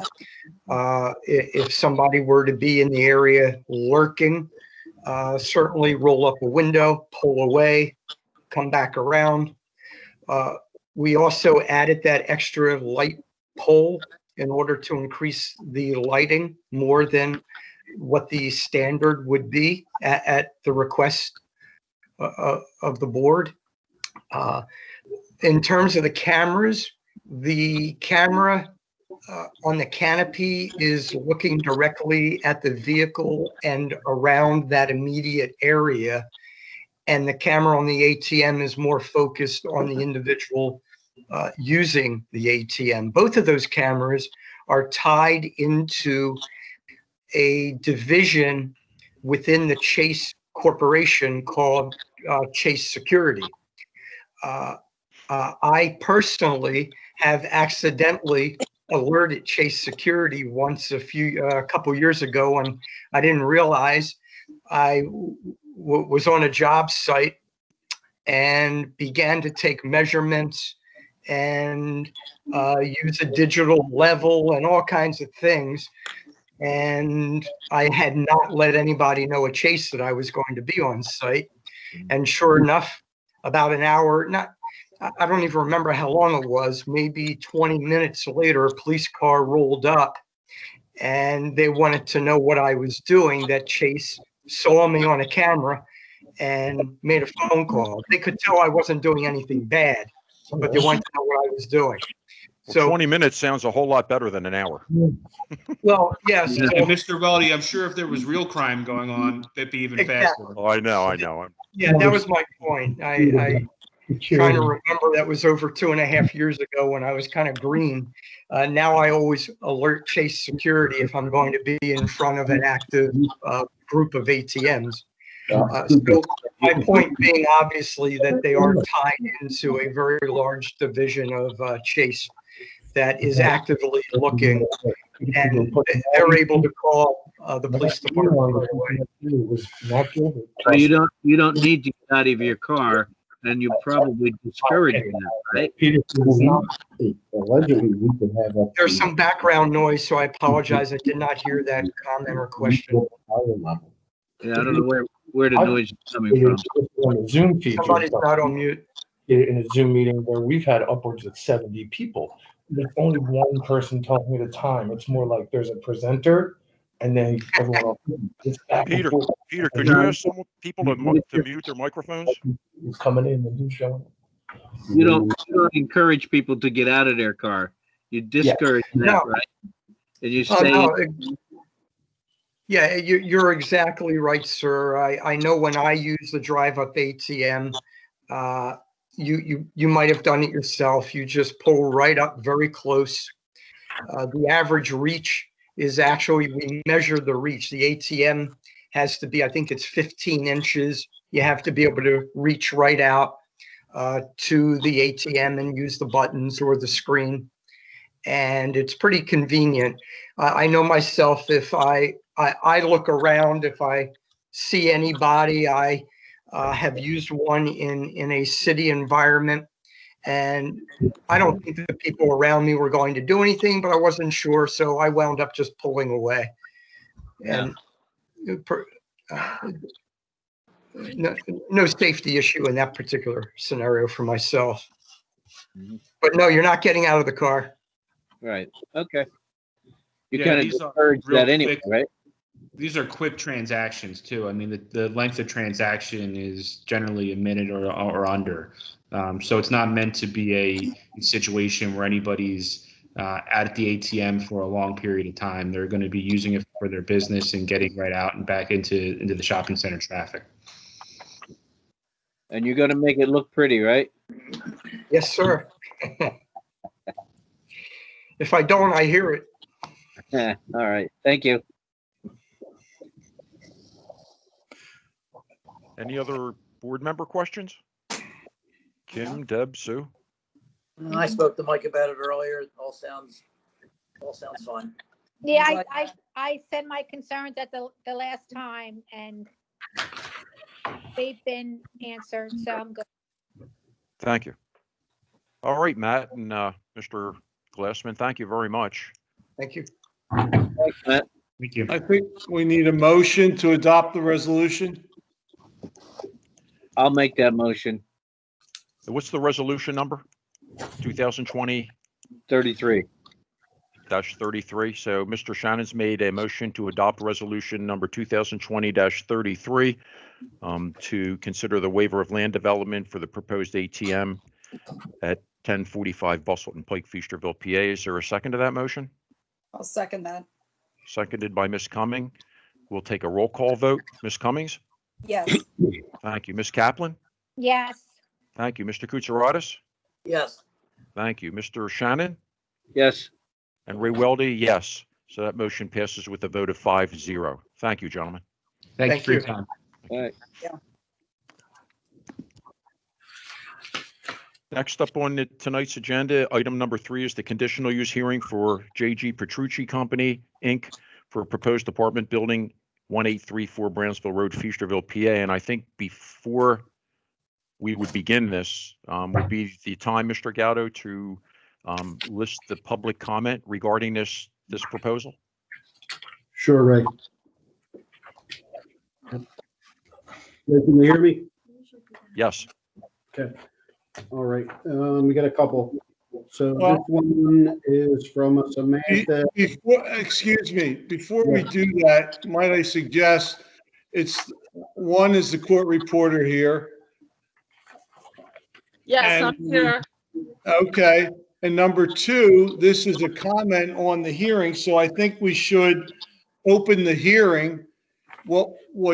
And I've provided these 2 comments to Mr. Murphy, and he's going to address them. But if it's going to be part of the record, I think we should have a motion to open the hearing and then proceed.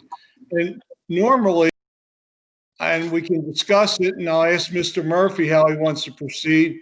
We have a presentation, and then we have comments which are addressed by the applicant. And I know I've supplied them to them, so I know they're prepared to address them. So why don't we have a motion open the hearing first? Is there a motion to open this hearing for the conditional use for 1834 Brownsville Road? I'll make that motion. Sorry, I think Ms. Cummings. Okay, I think Ms. Cummings went first, but Ms. is there a motion to second?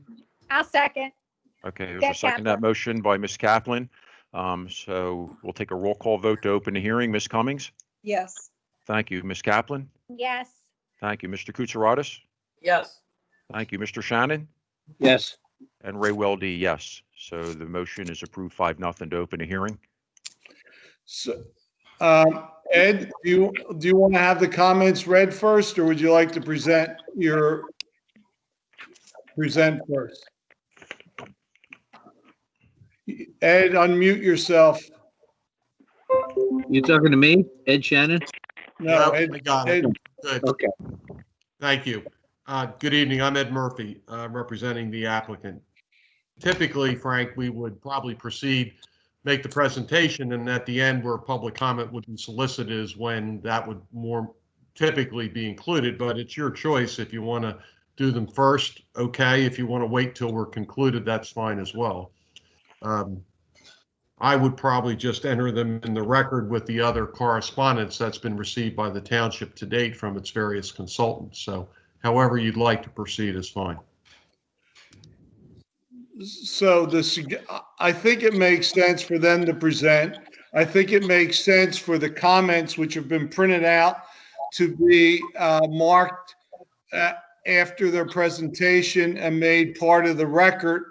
I assume the supervisors may have been presented with these documents. If not, they can be addressed after the presentation. So why don't you go first, Ed? Okay, and thank you for the opportunity to present the conditional use application for the property in question at 1834 Brownsville Road. And I'm going to interrupt Ed again and remind the board that this is just the conditional use. Right. It's not land development. That's a wholly separate procedure. The first thing that needs to be established is whether or not it is a permitted use and whether or not they meet the conditions, and the board's in favor of this conditional use. Subsequent to this, if you're in favor, we have to address a multitude of other issues which are not part of the proceeding tonight. Go ahead, Ed. And I would agree with that, Frank's statement. We have had conversations recently about that and the interest of the township in separating the land development plan review process from the conditional use process. I would also say that Frank has shared with me as a courtesy a draft of a potential approval resolution, and the specific condition of any conditional use approval would be obtaining land development plan approval, which would still be to come. So regardless of what would happen this evening, that any approval would be subject to our obtaining land development approval for the detailed engineering plans that have been submitted and which are being reviewed. So the township is backstopped in a couple different ways because of the land development process still to unfold. So I guess with that as background, we initiated a conversation with the township as far back as March of 2019 about this particular parcel and how it would be developed. So we've been doing this for a year and a half, and there was time lost during the early stages of COVID, but the pace of the reviews and our conversations with the staff have quickened more recently over the last few months. So we've always understood that the township's desire through its TC overlay, which is the ordinance that we're looking at, it encourages redevelopment of this Brownsville Road corridor in accordance with the design standards that are set out in that TC overlay. And that's what we're following here in this particular application. I think everybody is familiar with the site. It is located adjacent to a township-owned property on Brownsville Road. And it has been the subject of a formal submission of a conditional use application, the formal submission of a land development application, and the various reviews from the different township consultants that have been generated on both plans as a result of those submissions. And I think for record purposes, Frank, for tonight, we should mark as exhibits and enter into the record the different review letters that the township consultants have generated as part of this ongoing review process. And based on what I have, they would include the July 21st review. Ed, Yep. why don't we mark the application as A1? Okay, fine. And there was a published notice, which will mark as A2. It doesn't matter. It's exhibit number 2. Okay. Okay, what else do you want marked? We'll mark as exhibit A3, the July 21st, 2010 letter from the zoning department, which we'll discuss specifically as part of the application and about the area of the proposed building that would accommodate office or retail on the first floor. There is a review of September, and we'll mark that as Exhibit A3, I guess, Frank, if that's okay. That's fine. A4 would be a September 22nd review letter from the Bucks County Planning Commission. A5 would be the initial review letter of Tri-State dated October 2 of this year. A6 would be a response from our architect, Sermonera Architect, dated October 5, commenting on that October 2nd review letter from Tri-State. A7 is a review letter from the Township Traffic Consultant dated October 14, Safe Highway Engineers. And Exhibit A8 is an October 20, oh, I'm sorry, it would be on October 19 review by our traffic consultant from Dynamic Traffic. And then lastly, A9 would be a further October 20 review from Tri-State. All right. So those would be the review letters that we have received to date commenting upon various aspects of this application. Probably we should next have sworn Justin Gennady. Justin Gennady is the managing member of the Newtown Office of Dynamic Engineering. He has been the engineer involved in the project from its inception. So Justin, I see you're present. Would you give your full? We'll stipulate to his qualifications. Very familiar with Justin's work. Okay, then we'll move on. And if is it Donna Lehman who is the stenographer? Okay. Yeah, hi, Ed. Hi, Donna. So you'll mark Justin as qualifications as accepted as an expert in the field of civil engineering. Justin, you want to be sworn by Donna? Okay, Justin, raise your right hand, please. Do you swear or affirm the testimony you're about to give is the truth, the whole truth, nothing but the truth, so help you God? I do. Thank you. Justin, quickly for the board, identify yourself, where you work, and what you do. Sure. Don, I think you have the spelling of my last name. So Geonnotti. As Ed mentioned, I am the principal and regional manager of Dynamic Engineering. Office is in Newtown, Bucks County. Regional manager for the Pennsylvania market of Dynamic Engineering. So I've been doing civil engineering, licensed professional for 12 years. And a kid that grew up in Lower Southampton, I think. Well, yeah, that is true. I did grow up in Lower Southampton. There you go. You're familiar with the property, correct? Correct. And you or those under your direction have prepared the conditional use plan that's the subject of tonight's hearing, correct? Correct. Okay. Let's start out and identify, again for the record, although I suspect most people listening and in the audience are familiar with it. The parcel in question contains slightly less than 2 gross acres, right? Yes. It's known as 1834 Brownsville Road and is zoned TC Town Center, right? Correct. And has tax map parcel designation 21-16-490, right? Yes.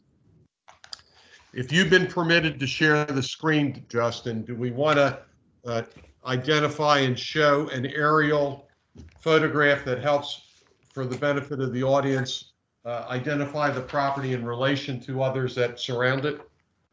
Sure. Do so now. I want to see how you do this. Screen share. It's easy. Look at that, Frank. All right, Frank, there you go. Everyone, You happy everyone about should be that? looking at the aerial exhibit now, correct? Yes. Yes. Okay, so we'll mark Frank as Exhibit A, whatever up to 10. 10. A10 will be what's labeled as aerial exhibit prepared by Dynamic Engineering, dated August 25, 2020. Justin, explain for the benefit of the board and the audience what Exhibit A10 represents.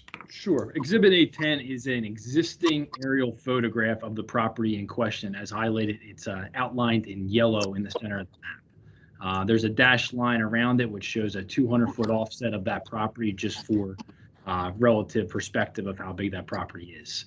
Our location is, as Ed mentioned, 1834 Brownsville Road, located on the north side of Brownsville Road. To give some of the adjoining information to, I'm just going to go with right and left. To the right of our property, we have, as Ed mentioned, it is the Neshaminy Activity Center, a township-owned property in the municipal district. To the north or top of the plan, we have in commercial use, it's an auto parts. It's a auto parts store zoned industrial. Along the western side, we have a number of properties in the industrial district, again, in residential uses. And on the south side of the plan, we have obviously Bensalem Township and a number of commercial and residential uses beyond that. What improvements, if any, exist on the property today, Justin? Currently, it's a single-family detached house, rather run down, and then there's also a detached shed or barn area in the back, as I can actually show it to you on the screen. Where is the house on the lot? The house is right on Brownsville Road, right where my cursor is. Yep. And then there's a barn or a shed structure in the back right here. Okay. And what other, if any, notable features exist on the property today beyond the shed and the house? There's a stone driveway and a number of just other, there's obviously trees and it's just all grass at that point. What's the topography of the site? The site grades rather not steep, but from the north to the southwest corner. There's actually an inlet in the southwest corner, so the whole property drains from north to the southeast corner. Okay. And today, are there any stormwater controls that exist on the property? No stormwater controls on the property. In the right-of-way, there's an existing inlet that's supposed to be piped into Brownsville Road into the PennDOT infrastructure. Currently, no water is getting there right now. It's completely clogged. The property doesn't contain any wetlands, floodplains, steep slopes, or any other natural resource that would require any significant level of protection, correct? No, correct. And I note from Exhibit A10 that this property and Brownsville Road acts as the boundary between Lower Southampton and Bensalem Township. It appears Bensalem Township properties are located directly across from this site, right? Correct. Okay. Let's go to Exhibit A11, which represents, you've labeled it as an aerial rendering. Again, it's a plan prepared by your office dated August 25th also. Is that right? That's correct. Okay. Describe for the benefit of the board and the audience what Exhibit A11 represents. Sure. This is, as you mentioned, an aerial overlay of our proposed improvements to the property. We'll get in more detail and more specifics on what's being proposed, but at a very high level, the orange structure here is the proposed apartment building, and we are proposing a 112-car parking lot as highlighted in this area right here in the gray. There's a number of landscaping features which we will get into on the next slide, which shows a little bit more detail, but that shows you how that our improvements fit in with the surroundings. All right, move to Exhibit A12, which is again, a plan prepared by your office dated the same day, and it's labeled Site Plan Rendering, correct? Correct, and that should be on your screen right now. And again, this is a more detailed view of the site plan that we submitted as part of our application. It shows it's about 26,000 square foot apartment building footprint with a retail component, we'll get into more detail in a little bit. And it also shows the proposed parking lot, 112 parking spaces out front. What you can't see on this plan, and it's going to be located underneath the parking lot, is a full underground stormwater infiltration basin to meet both the township and PADEP regulations. And we're also proposing extensive buffering along both sides and some drainage improvements along the back, which, again, we'll get into further detail in a little bit. Okay.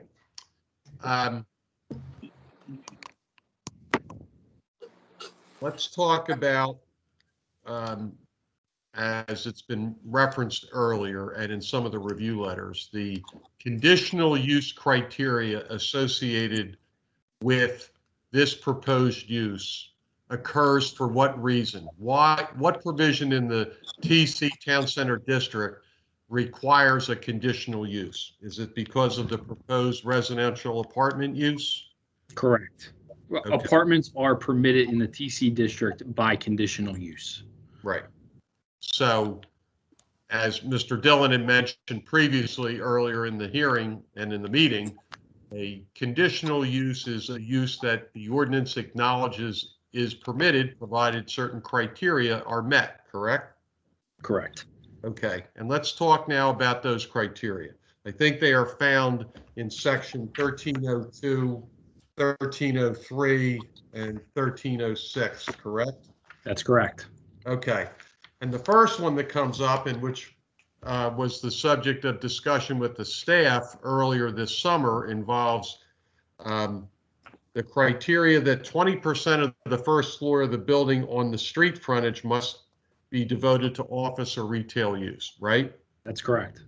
Now, how much frontage does this property maintain on Brownsville Road?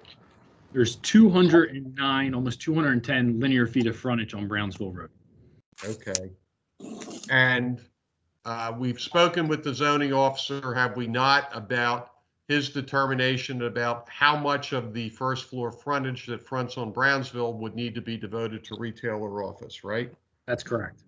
And what are those calculations, and are we prepared to comply with that requirement? Sure. So the zoning ordinance 1302-2A1 stipulates that 20% of the first floor of the building located along the frontage shall be devoted to office or retail. So the frontage of our building is 140 feet long. So if that's from this corner to this corner, it's 140 feet long. 20% of that is approximately 28 and a half. We are proposing a larger, it's 28 and a half feet. So that means 28 and a half feet of the frontage needs to be devoted to retail. We will show you on the architecture. Or office. I'm sorry.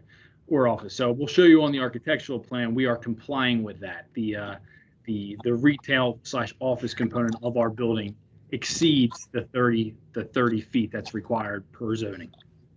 Right, and we'll talk about that in a little bit, but basically we have approximately 1,700 square feet of office currently identified as being a potential use for the first floor, together with an additional 1,900 square feet of a social or community area and a pool area for residents, right? All of which would be along the Brownsville Road frontage. Correct. Okay. Section 1302 also requires an applicant to meet the bulk criteria in the ordinance for this type of use, does it not? That's correct.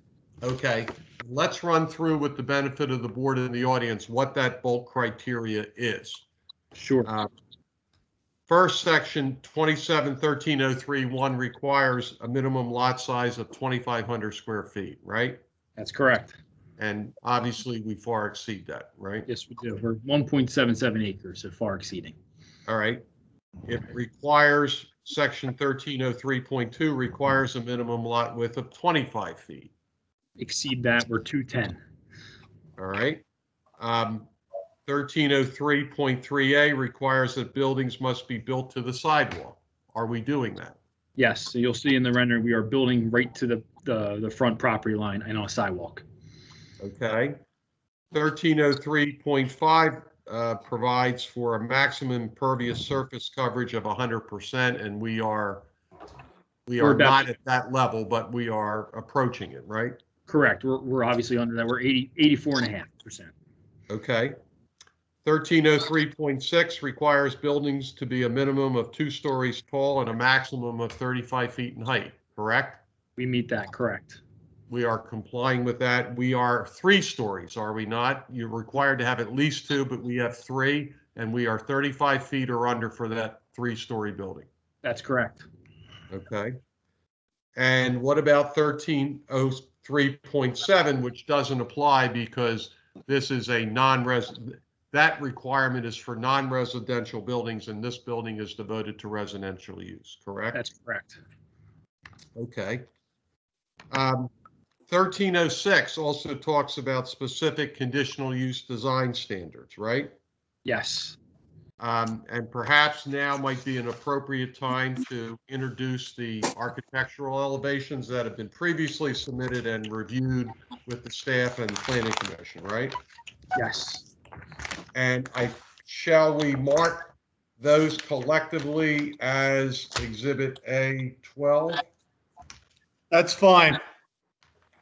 No. Or A13, A13, A13. So A13 will is the architectural elevations.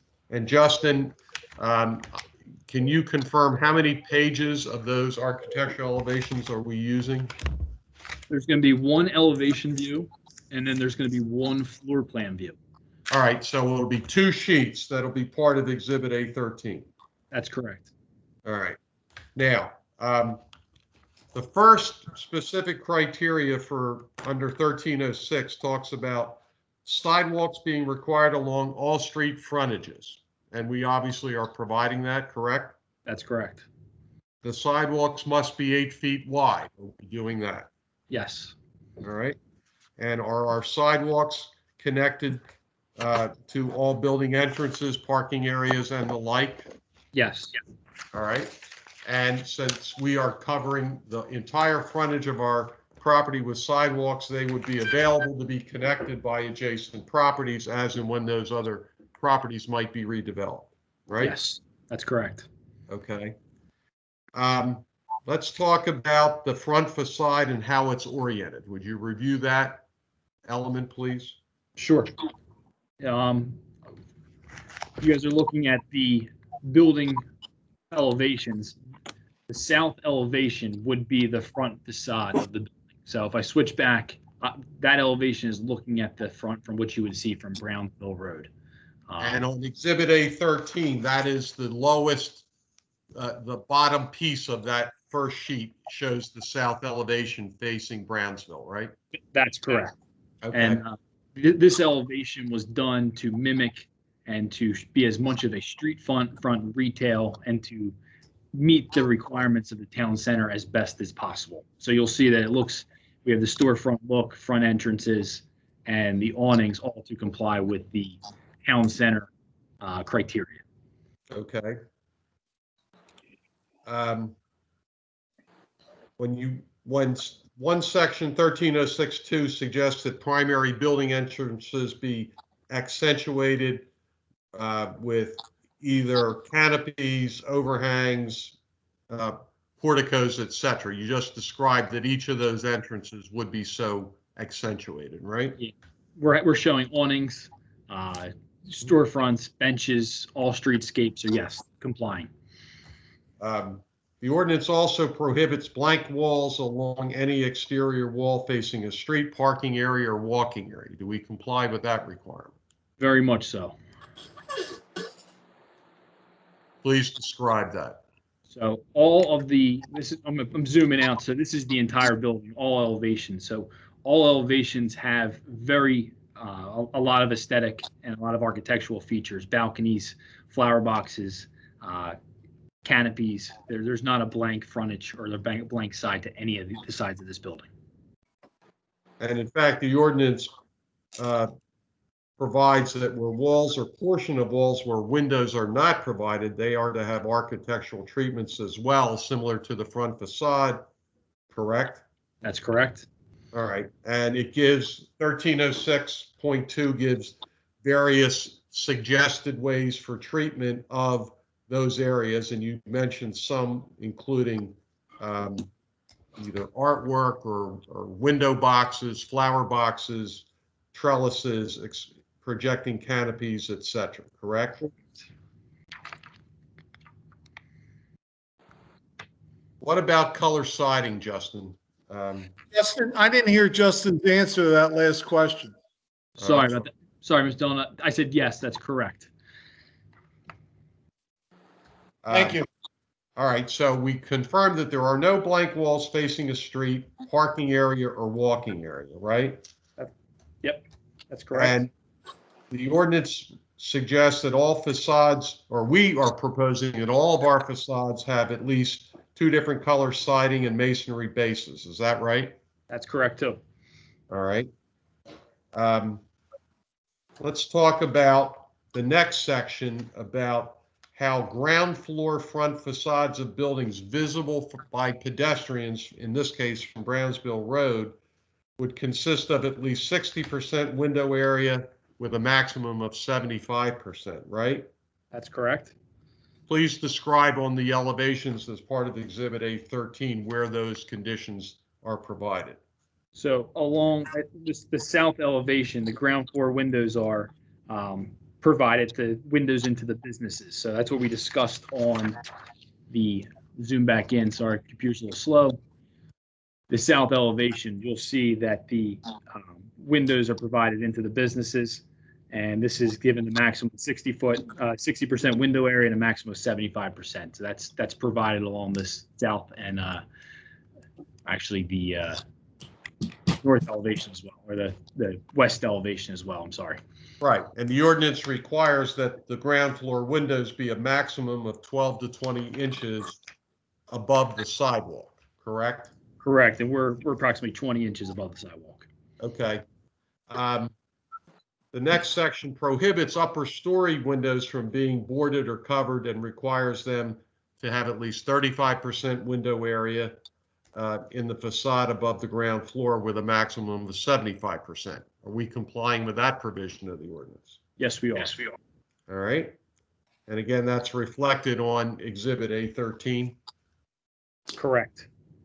All right. Let's talk about, I should say, the ordinance prohibits smoke or reflective or black glass. We have none of that in any of the windows, right? None of that, correct. All right, let's talk about the roof pitch. Justin, if you would, that's the next section, 1306-2. Okay. The area roofs are varied straight parapets with flat roofs across the road and pitched roofs everywhere else. So we are proposing straight parapets on the Main Street elevation. So you see the main parapet on the Main Street elevation, and sloped everywhere else facing the parking lot. Okay. Which is complying with the, you'll see the slope roof here. You're complying with the requirement. 13062G talks about and prohibits the massing of any facade from exceeding 50% or 50 feet maximum in a horizontal dimension, and shop fronts should be broken down further if possible with the preference of 30 feet or less. Describe how we satisfy that condition.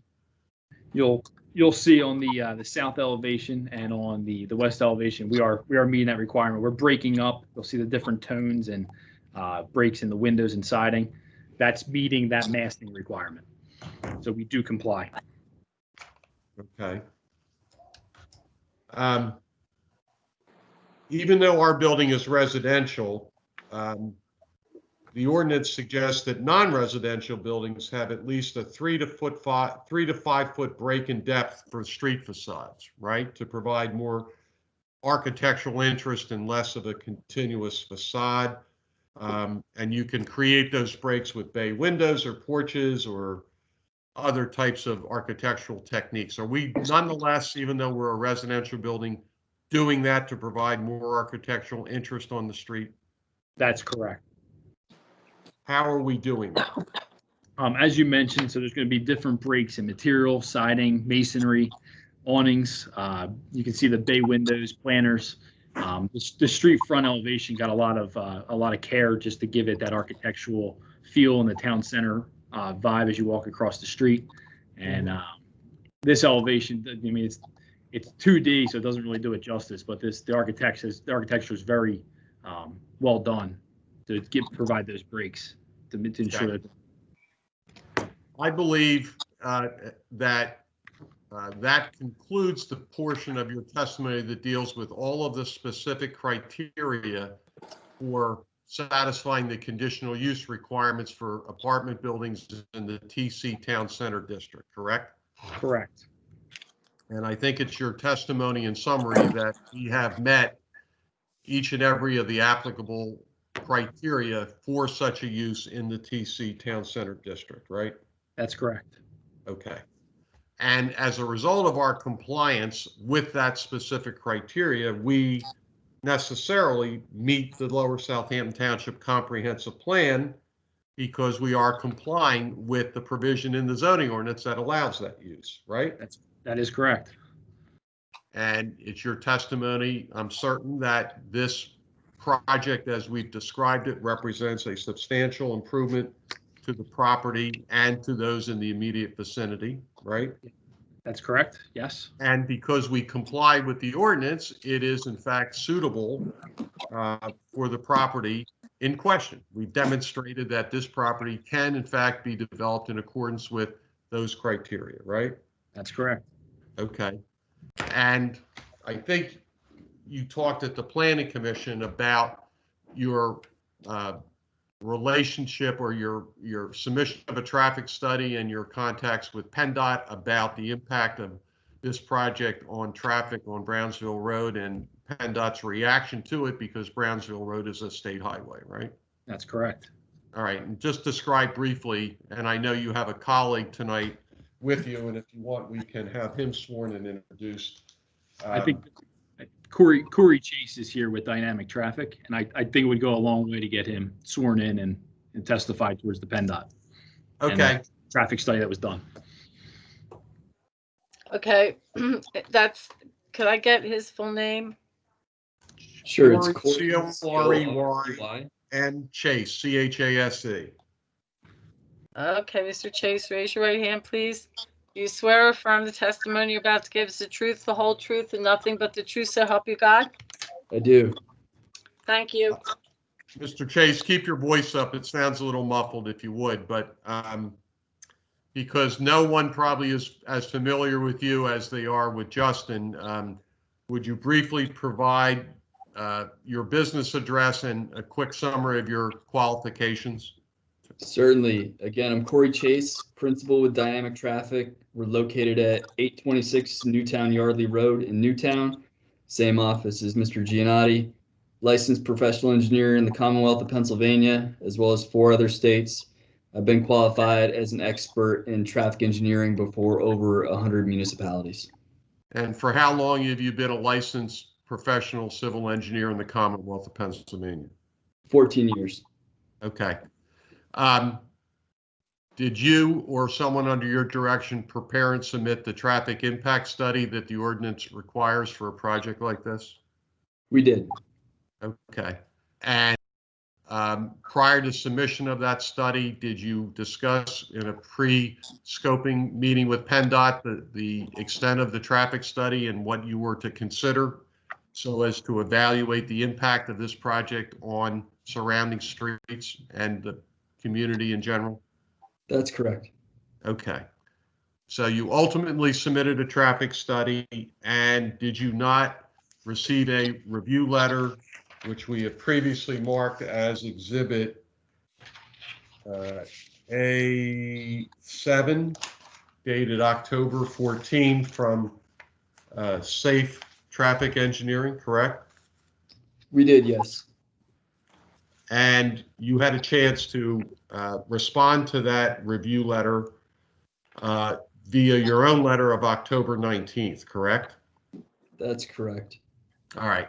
Just again, quickly, because I know, and I'm not belaboring this because the more information or detail about traffic is more appropriate for the land development process, but the conditional use criteria does nonetheless suggest that the project be consistent with or have no adverse impact on street traffic and safety, and designed to protect major streets from undue congestion, right? That's the general non-specific standard, right? That's correct. All right. Describe for the board then the results of your study, the comments to the traffic consultant and PennDOT, and how you respond to that. Certainly. As was mentioned, we did prepare a transportation impact assessment to assess the multifamily residential buildings' overall traffic impacts on the adjacent roadway network. We did have a scoping meeting with the Pennsylvania Department of Transportation, the District 6 office, prior to preparing the transportation impact assessment. It has been submitted and reviewed by PennDOT. They have issued an initial round of review comments, which we have since responded to. As part of that resubmission to PennDOT, we prepared a revised traffic study as well as the highway occupancy permit plans, and those plans are currently under review. As summarized in our traffic study, we did calculate the projected traffic generation of the proposed development.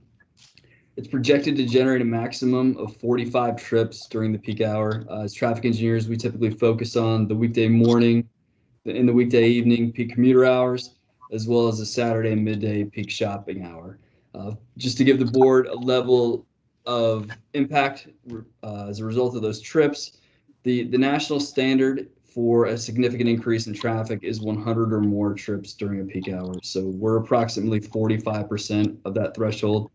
The development in totality would not generate a significant increase in traffic on the adjacent roadway network. We also did a level of service analysis of the proposed access point along Brownsville Road and found that was at acceptable levels of service during each of the peak hours. And we prepared a site distance analysis as well to confirm that there was going to be adequate site distance at the proposed driveway upon development of the subject property. And we found that the proposed site driveway does satisfy PennDOT's formula site distance requirements, so safe and efficient access will be provided to the development. And in fact, the township traffic consultant acknowledged in his own review of October 14 that the increased number of trips that you just described would not be significant and wouldn't change any of the conclusions in your study that you just reviewed, right? That's correct. Okay. Mr. Dillon, I don't have any other questions for Mr. Chase or Mr. Giannotti, and would suggest if any board members have questions for either, we could deal with those now. Yes, Ray. Why don't you let the board members ask the questions? Thank you. Would the board members like to ask any questions? I would, yes. Ed? Yeah, the parking, I mean, if you can see the buildings that are there now, the parking is like a vertical, pull in, pull out. Would that be the same situation for the business, retail in the front of the store, or how would it differ from what it is now?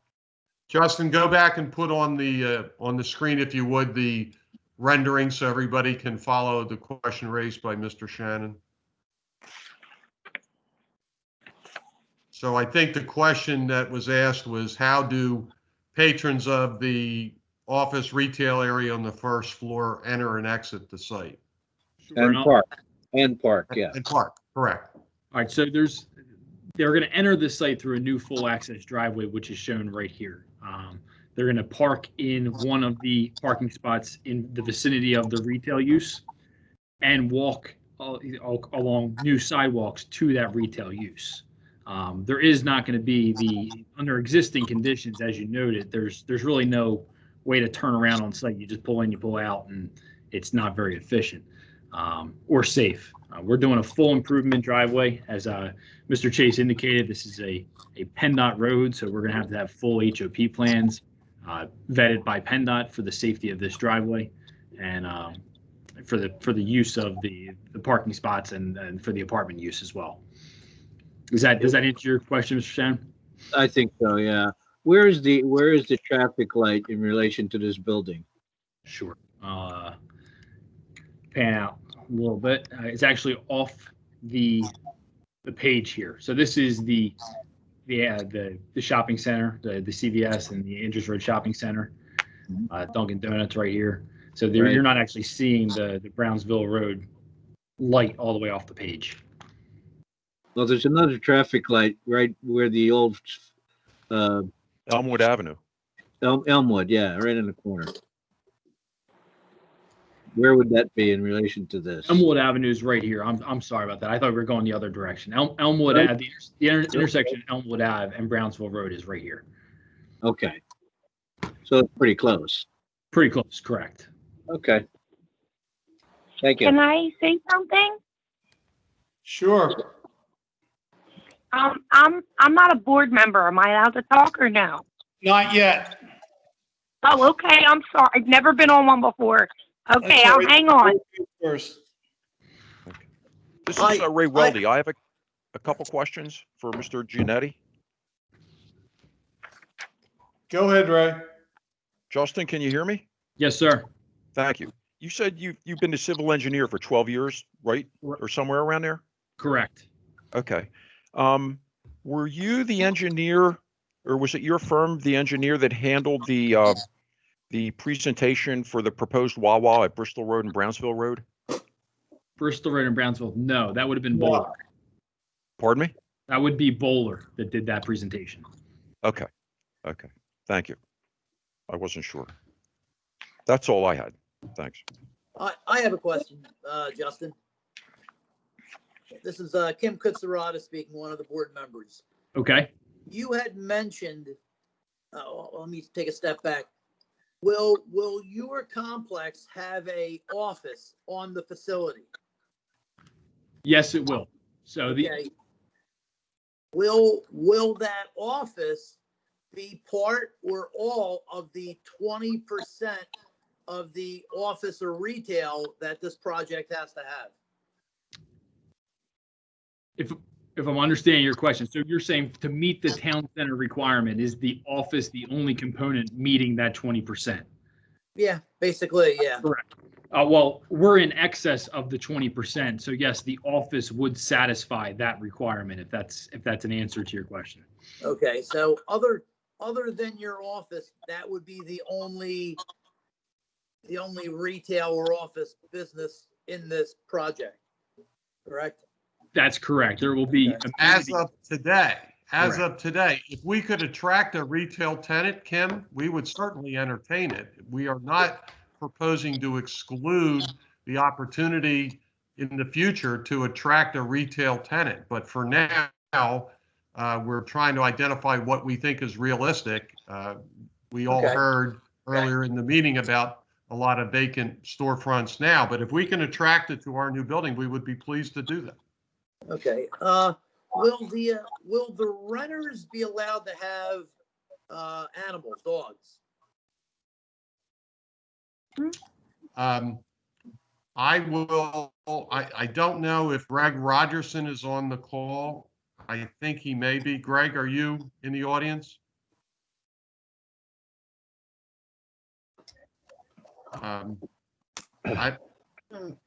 Might be muted. And the only reason why I asked, guys. Well, I don't know the answer tonight, Tim, unless Greg's on, but we'll get you the answer.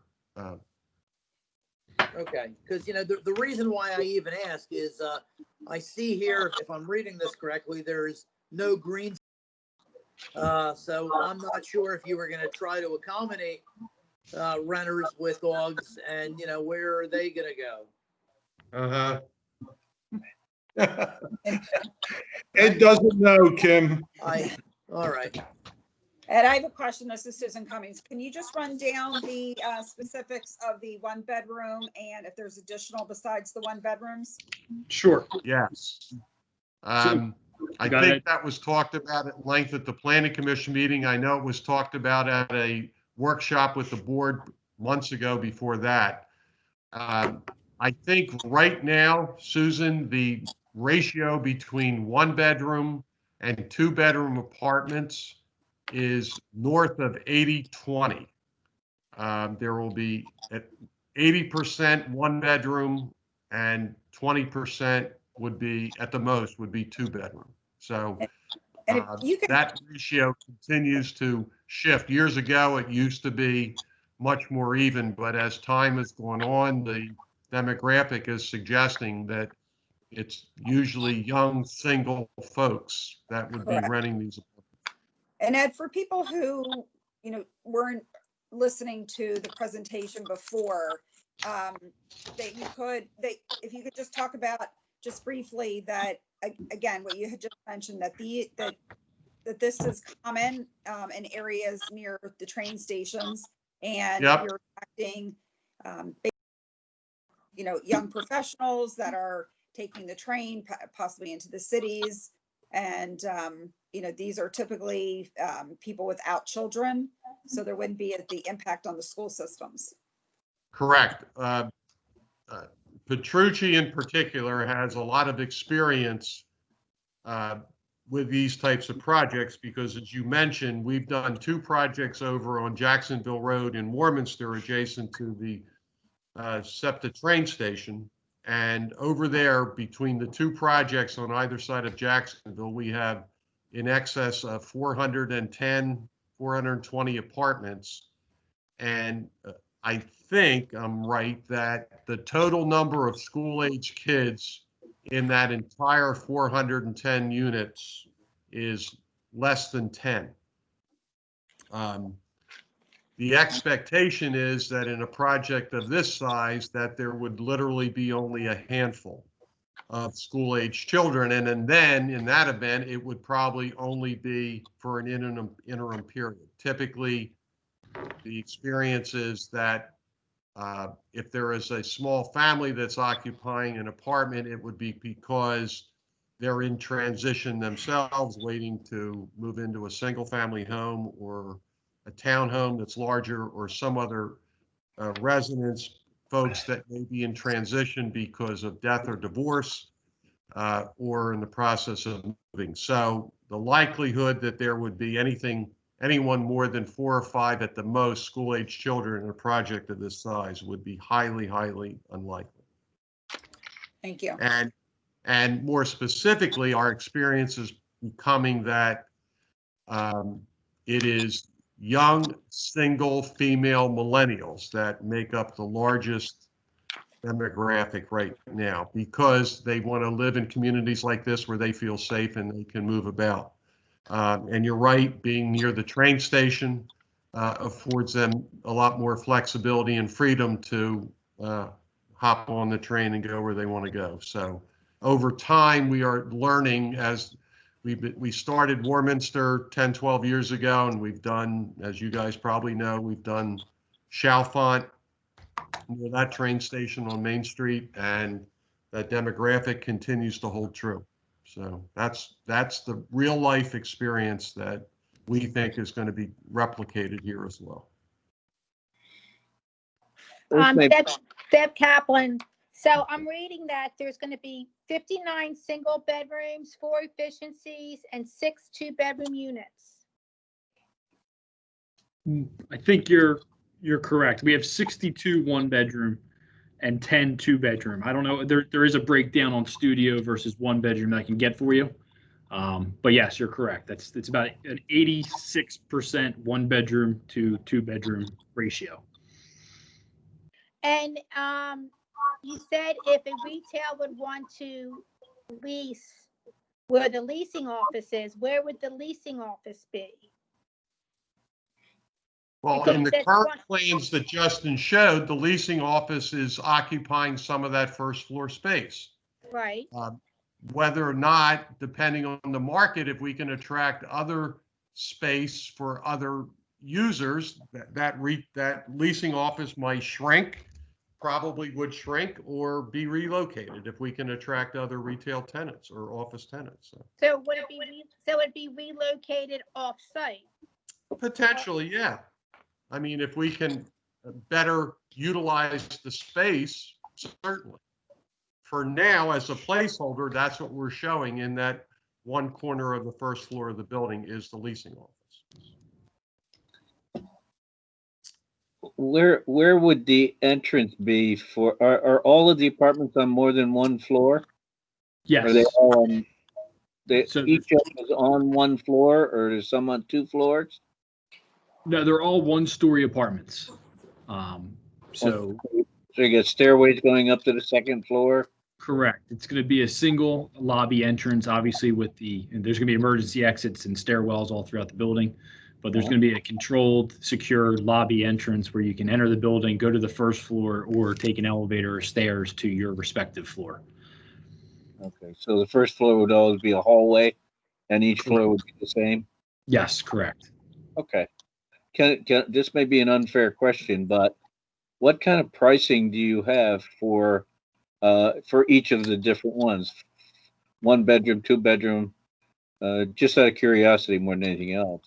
I think Greg Rogerson is on the call. He's muted. I don't know if Peter can allow him in to answer, but he's a principal at Petrucci. He can probably better answer that question, Ed, for you. Is he on the phone? Is he on the computer?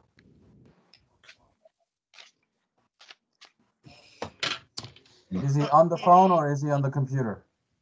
I believe he's on the phone. If he's on the phone, *6 would. I think he's on the computer. Then he has to hit the microphone on the button on the control.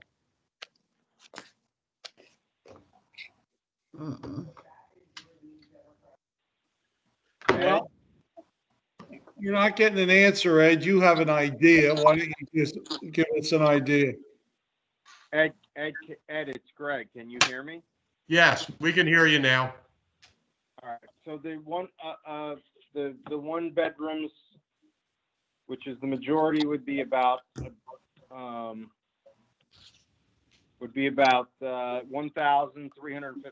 month. The two bedrooms would be about $1,650 a month. Okay. Thank you.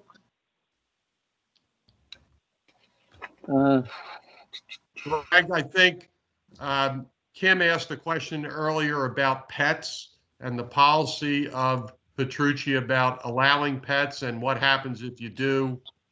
Where do they go to do their business? Should he be sworn in? Should he be sworn in? Yep. Yes. Okay. Greg, would you provide to Donna your full name and address? Yes, Greg Rogerson, 1283 Eagle Road, New Hope, Pennsylvania. And what is your position with respect to the applicant, J.G. Petrucci? Yeah, I'm a principal in the company. Okay, raise your right hand, please. Do you swear or affirm the testimony you're about to give is the truth, the whole truth, and nothing but the truth to help you God? Yes, I do. Thank you. Now, Greg, just for the record, you previously answered a question before you were sworn about your expectation for rentals for 1 bedroom and 2 bedroom, right? Correct. And you'd answer the same way now that you're under oath, correct? Correct. Okay.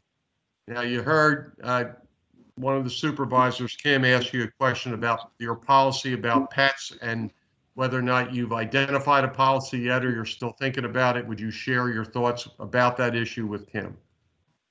Yeah, well, our expectation is that we would permit dogs of a certain size, probably less than 25 pounds, for this location.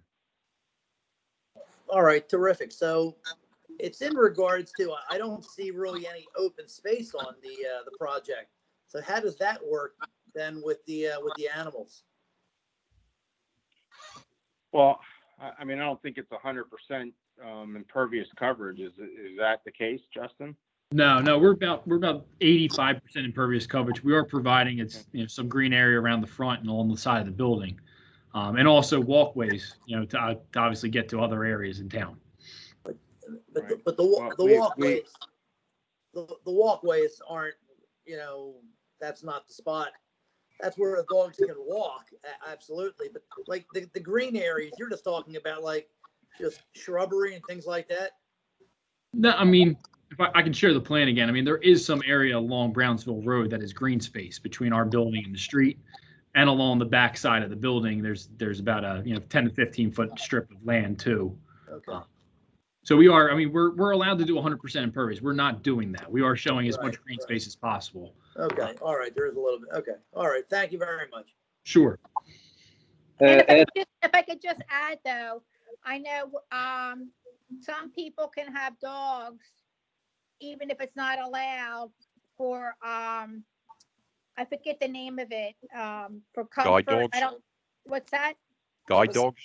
Not guide dogs. Service dogs? No, not service dogs, but there is a name for some people that can have dogs even though the complex may not permit it.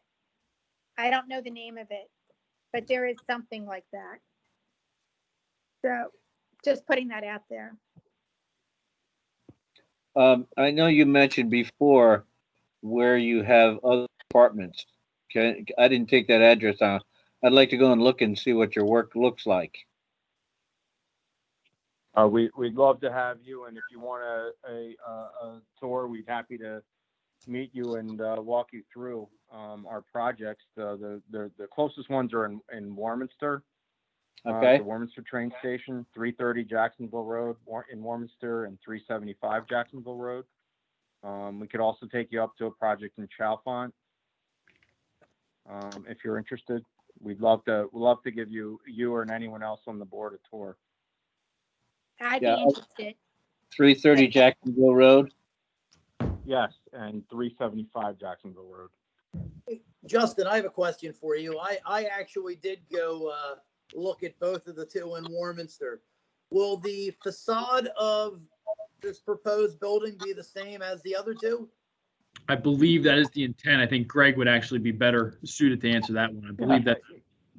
Listen, it'll be similar. I mean, we try to make every project a little bit different. And we'll work with the town in the land development process to make sure that you've got a exterior that you're happy with. Right. Yeah, the other two actually did look very nice. Question for you. What is the occupancy at most of your locations? Somewhere between 97 and 99%. That's great. And Greg, how long has both of the Warminster projects been open? The first one has been open for 10 years, the second one for 4 years. And you've never had occupancy less than those numbers you just quoted throughout the first 10 years? No, it's been a very, very successful. And I will say that through COVID, we've had like 1% delinquency rate at Warminster. It's been a very successful project. I think we're going to see more people. I would expect the same in Lower Southampton. We're going to see more people moving to the suburbs from the city also. I agree with you. I agree. Do you know, this is Deb Kaplan, do you know approximately how many square feet the 1 bedrooms are and the 2 bedrooms? The 1 bedrooms are between 750 and 800 square feet. The 2 bedrooms are between 1,100 and 1,200 square feet. Thank you. This is Ray Weldy. Does your organization also have a complex in Willow Grove? Yes, we do. Do you have basically the same occupancy rates at that complex as the Warminster and Chalfont? Yeah, we started leasing in Willow Grove in December. 275 units. We have 245 leases. We were leasing back in December, January, and February. We were leasing like crazy, and then of course there was a significant slowdown because of the COVID, and we couldn't even we couldn't bring people in to see this stuff.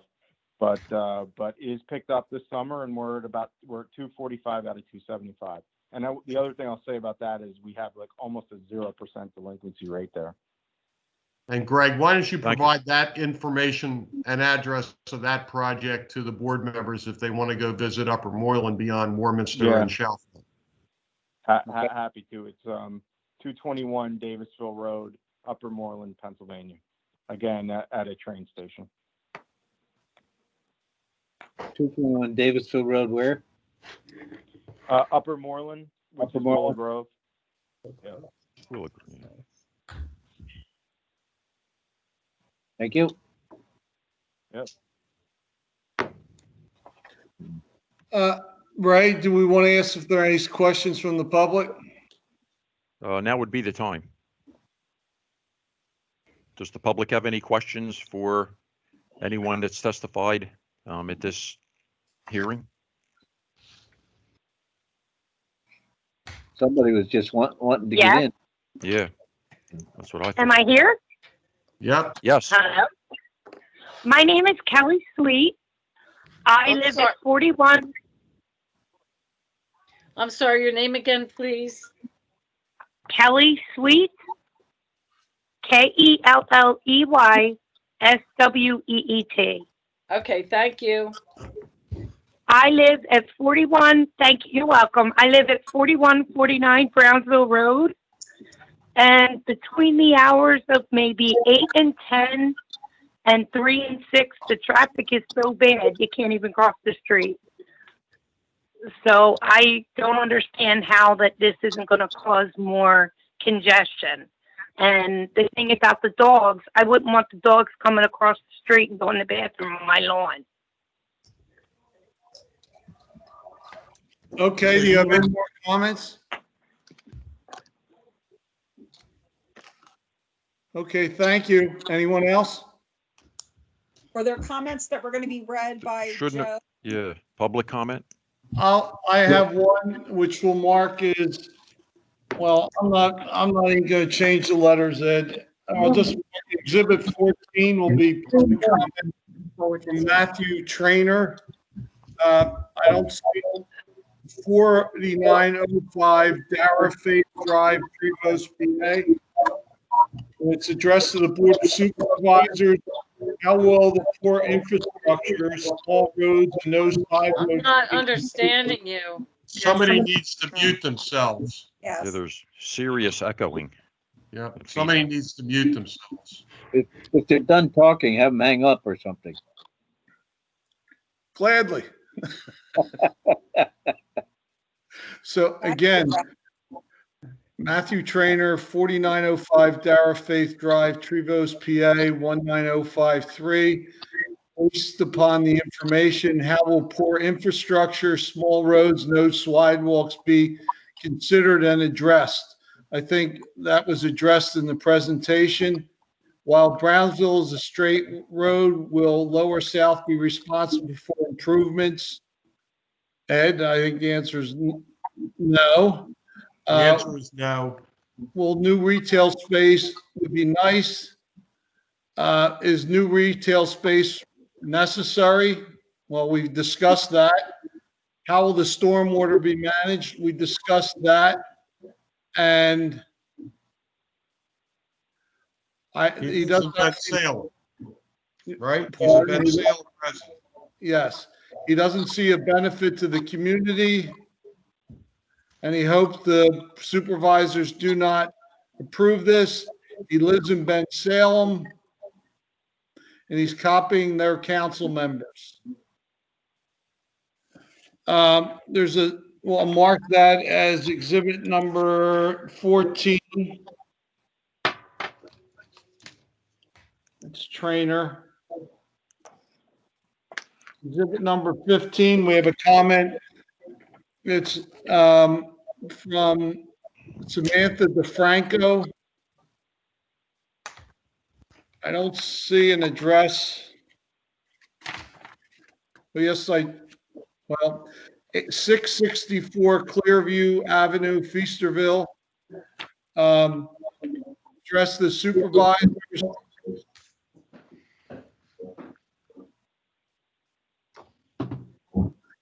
She indicates it would be a shame for our township to have such a plan come to fruition. Their idea is overkill. Put a 3-story building containing 69 apartments. This property is directly behind my home and yard. It'd be grossly oversized in a congested area and devastate my home value and appeal. I respectfully plead that you do the right thing for the community and not allow this to happen. And waivers, why do they have such excessive requests? We're not addressing waivers this evening.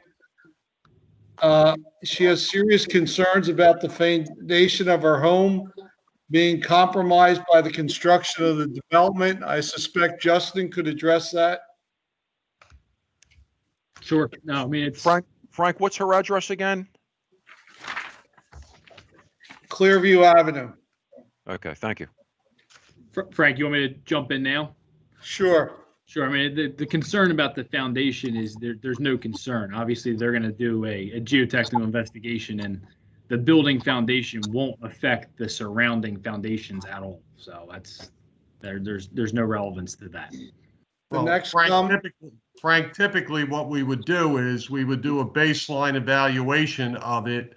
And if Mr. Franco wanted, we would take a look at her foundation before we did any work, just to make sure that everybody would understand what the condition of her foundation was before, and then we'd have something to compare to after. So we're happy to do that if that gives her some comfort that we are not going to adversely affect her foundation.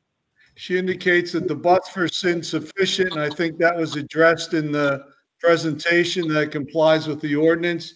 Traffic and safety was already addressed.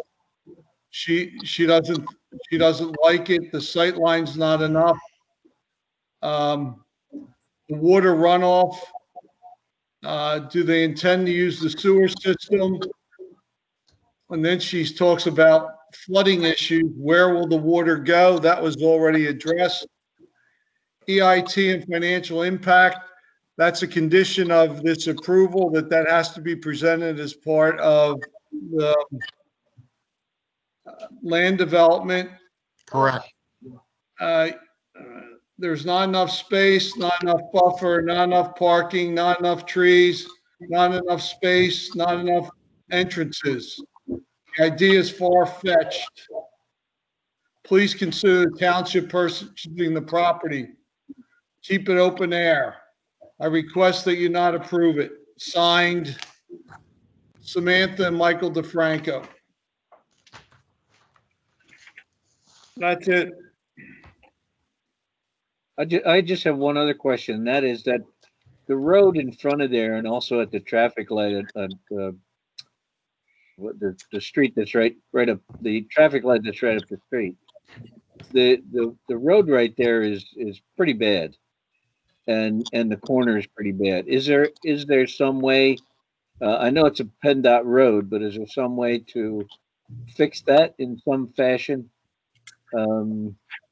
Just to make it a much nicer drive without the bounces and so on. And I know outside comment, but are you when you say in bad shape, are you talking about the pavement condition? Yes. Yes. I mean, I'll defer to Corey on that, but I believe that PennDOT the road condition.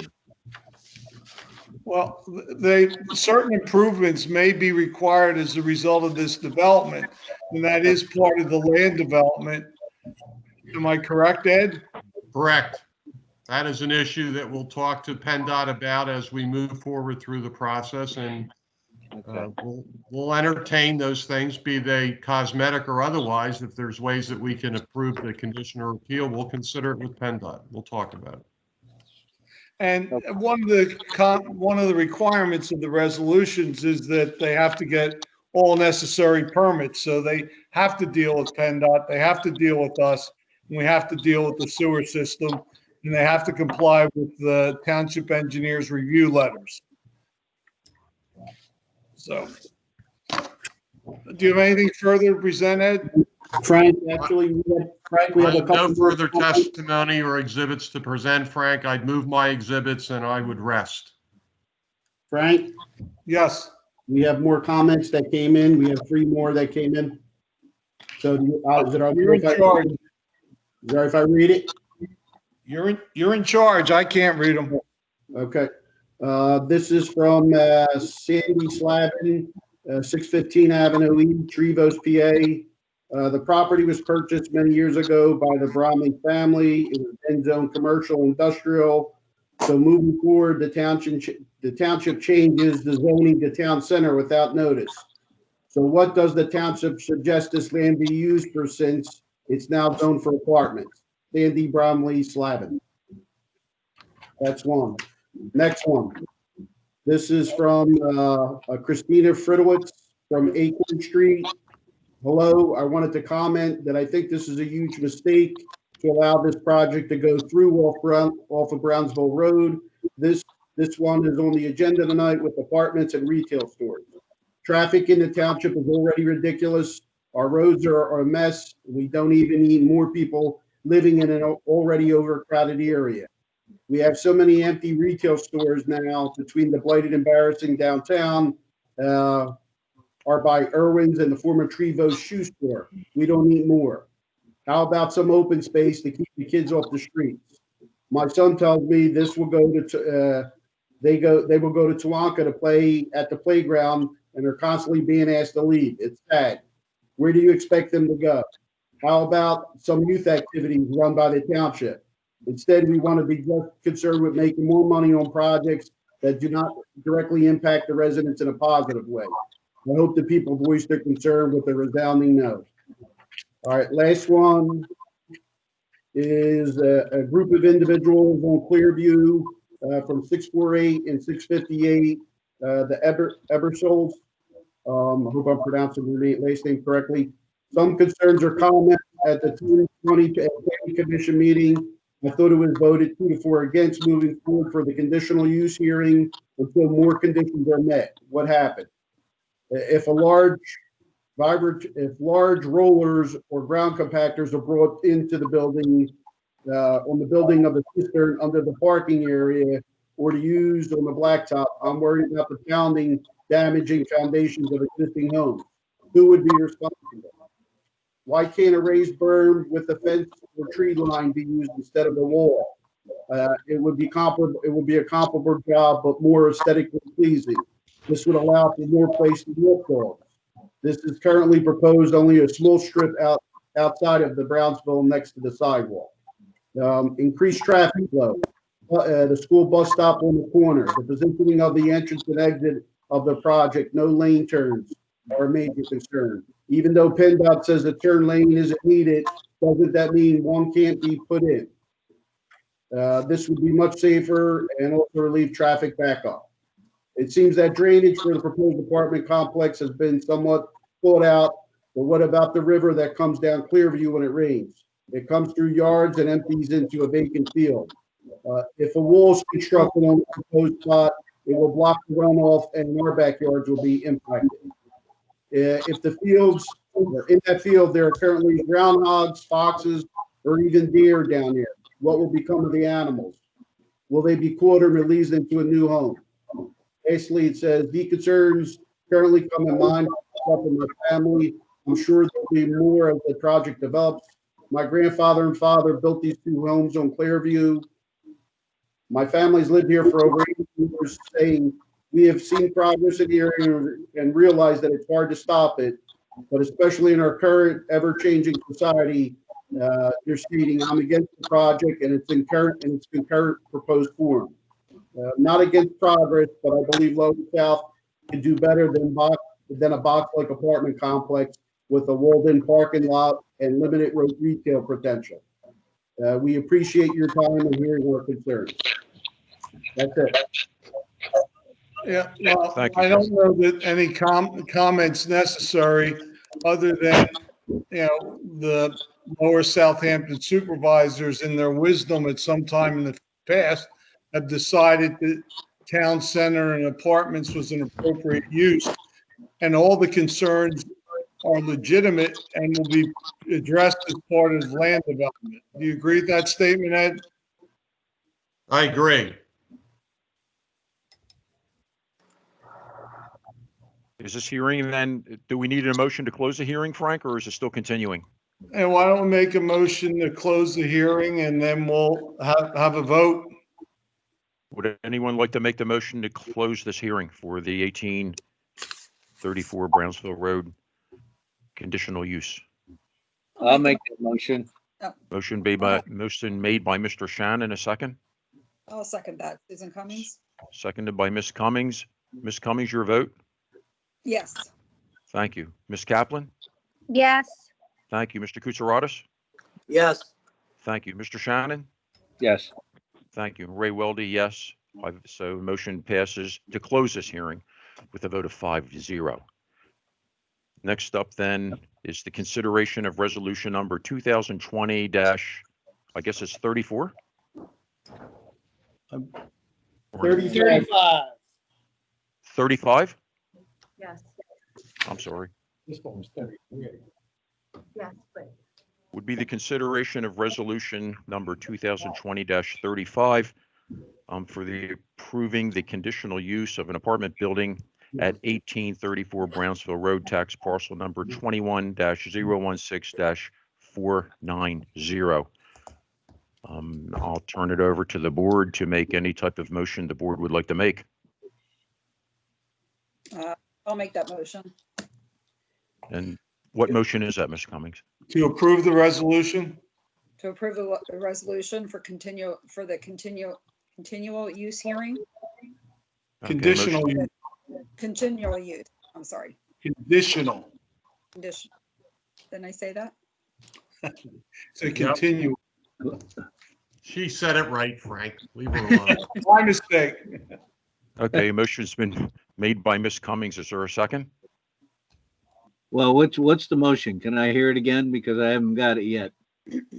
Ms. Cummings made a motion to approve the conditional use of an apartment building at 1834 Brownsville Road.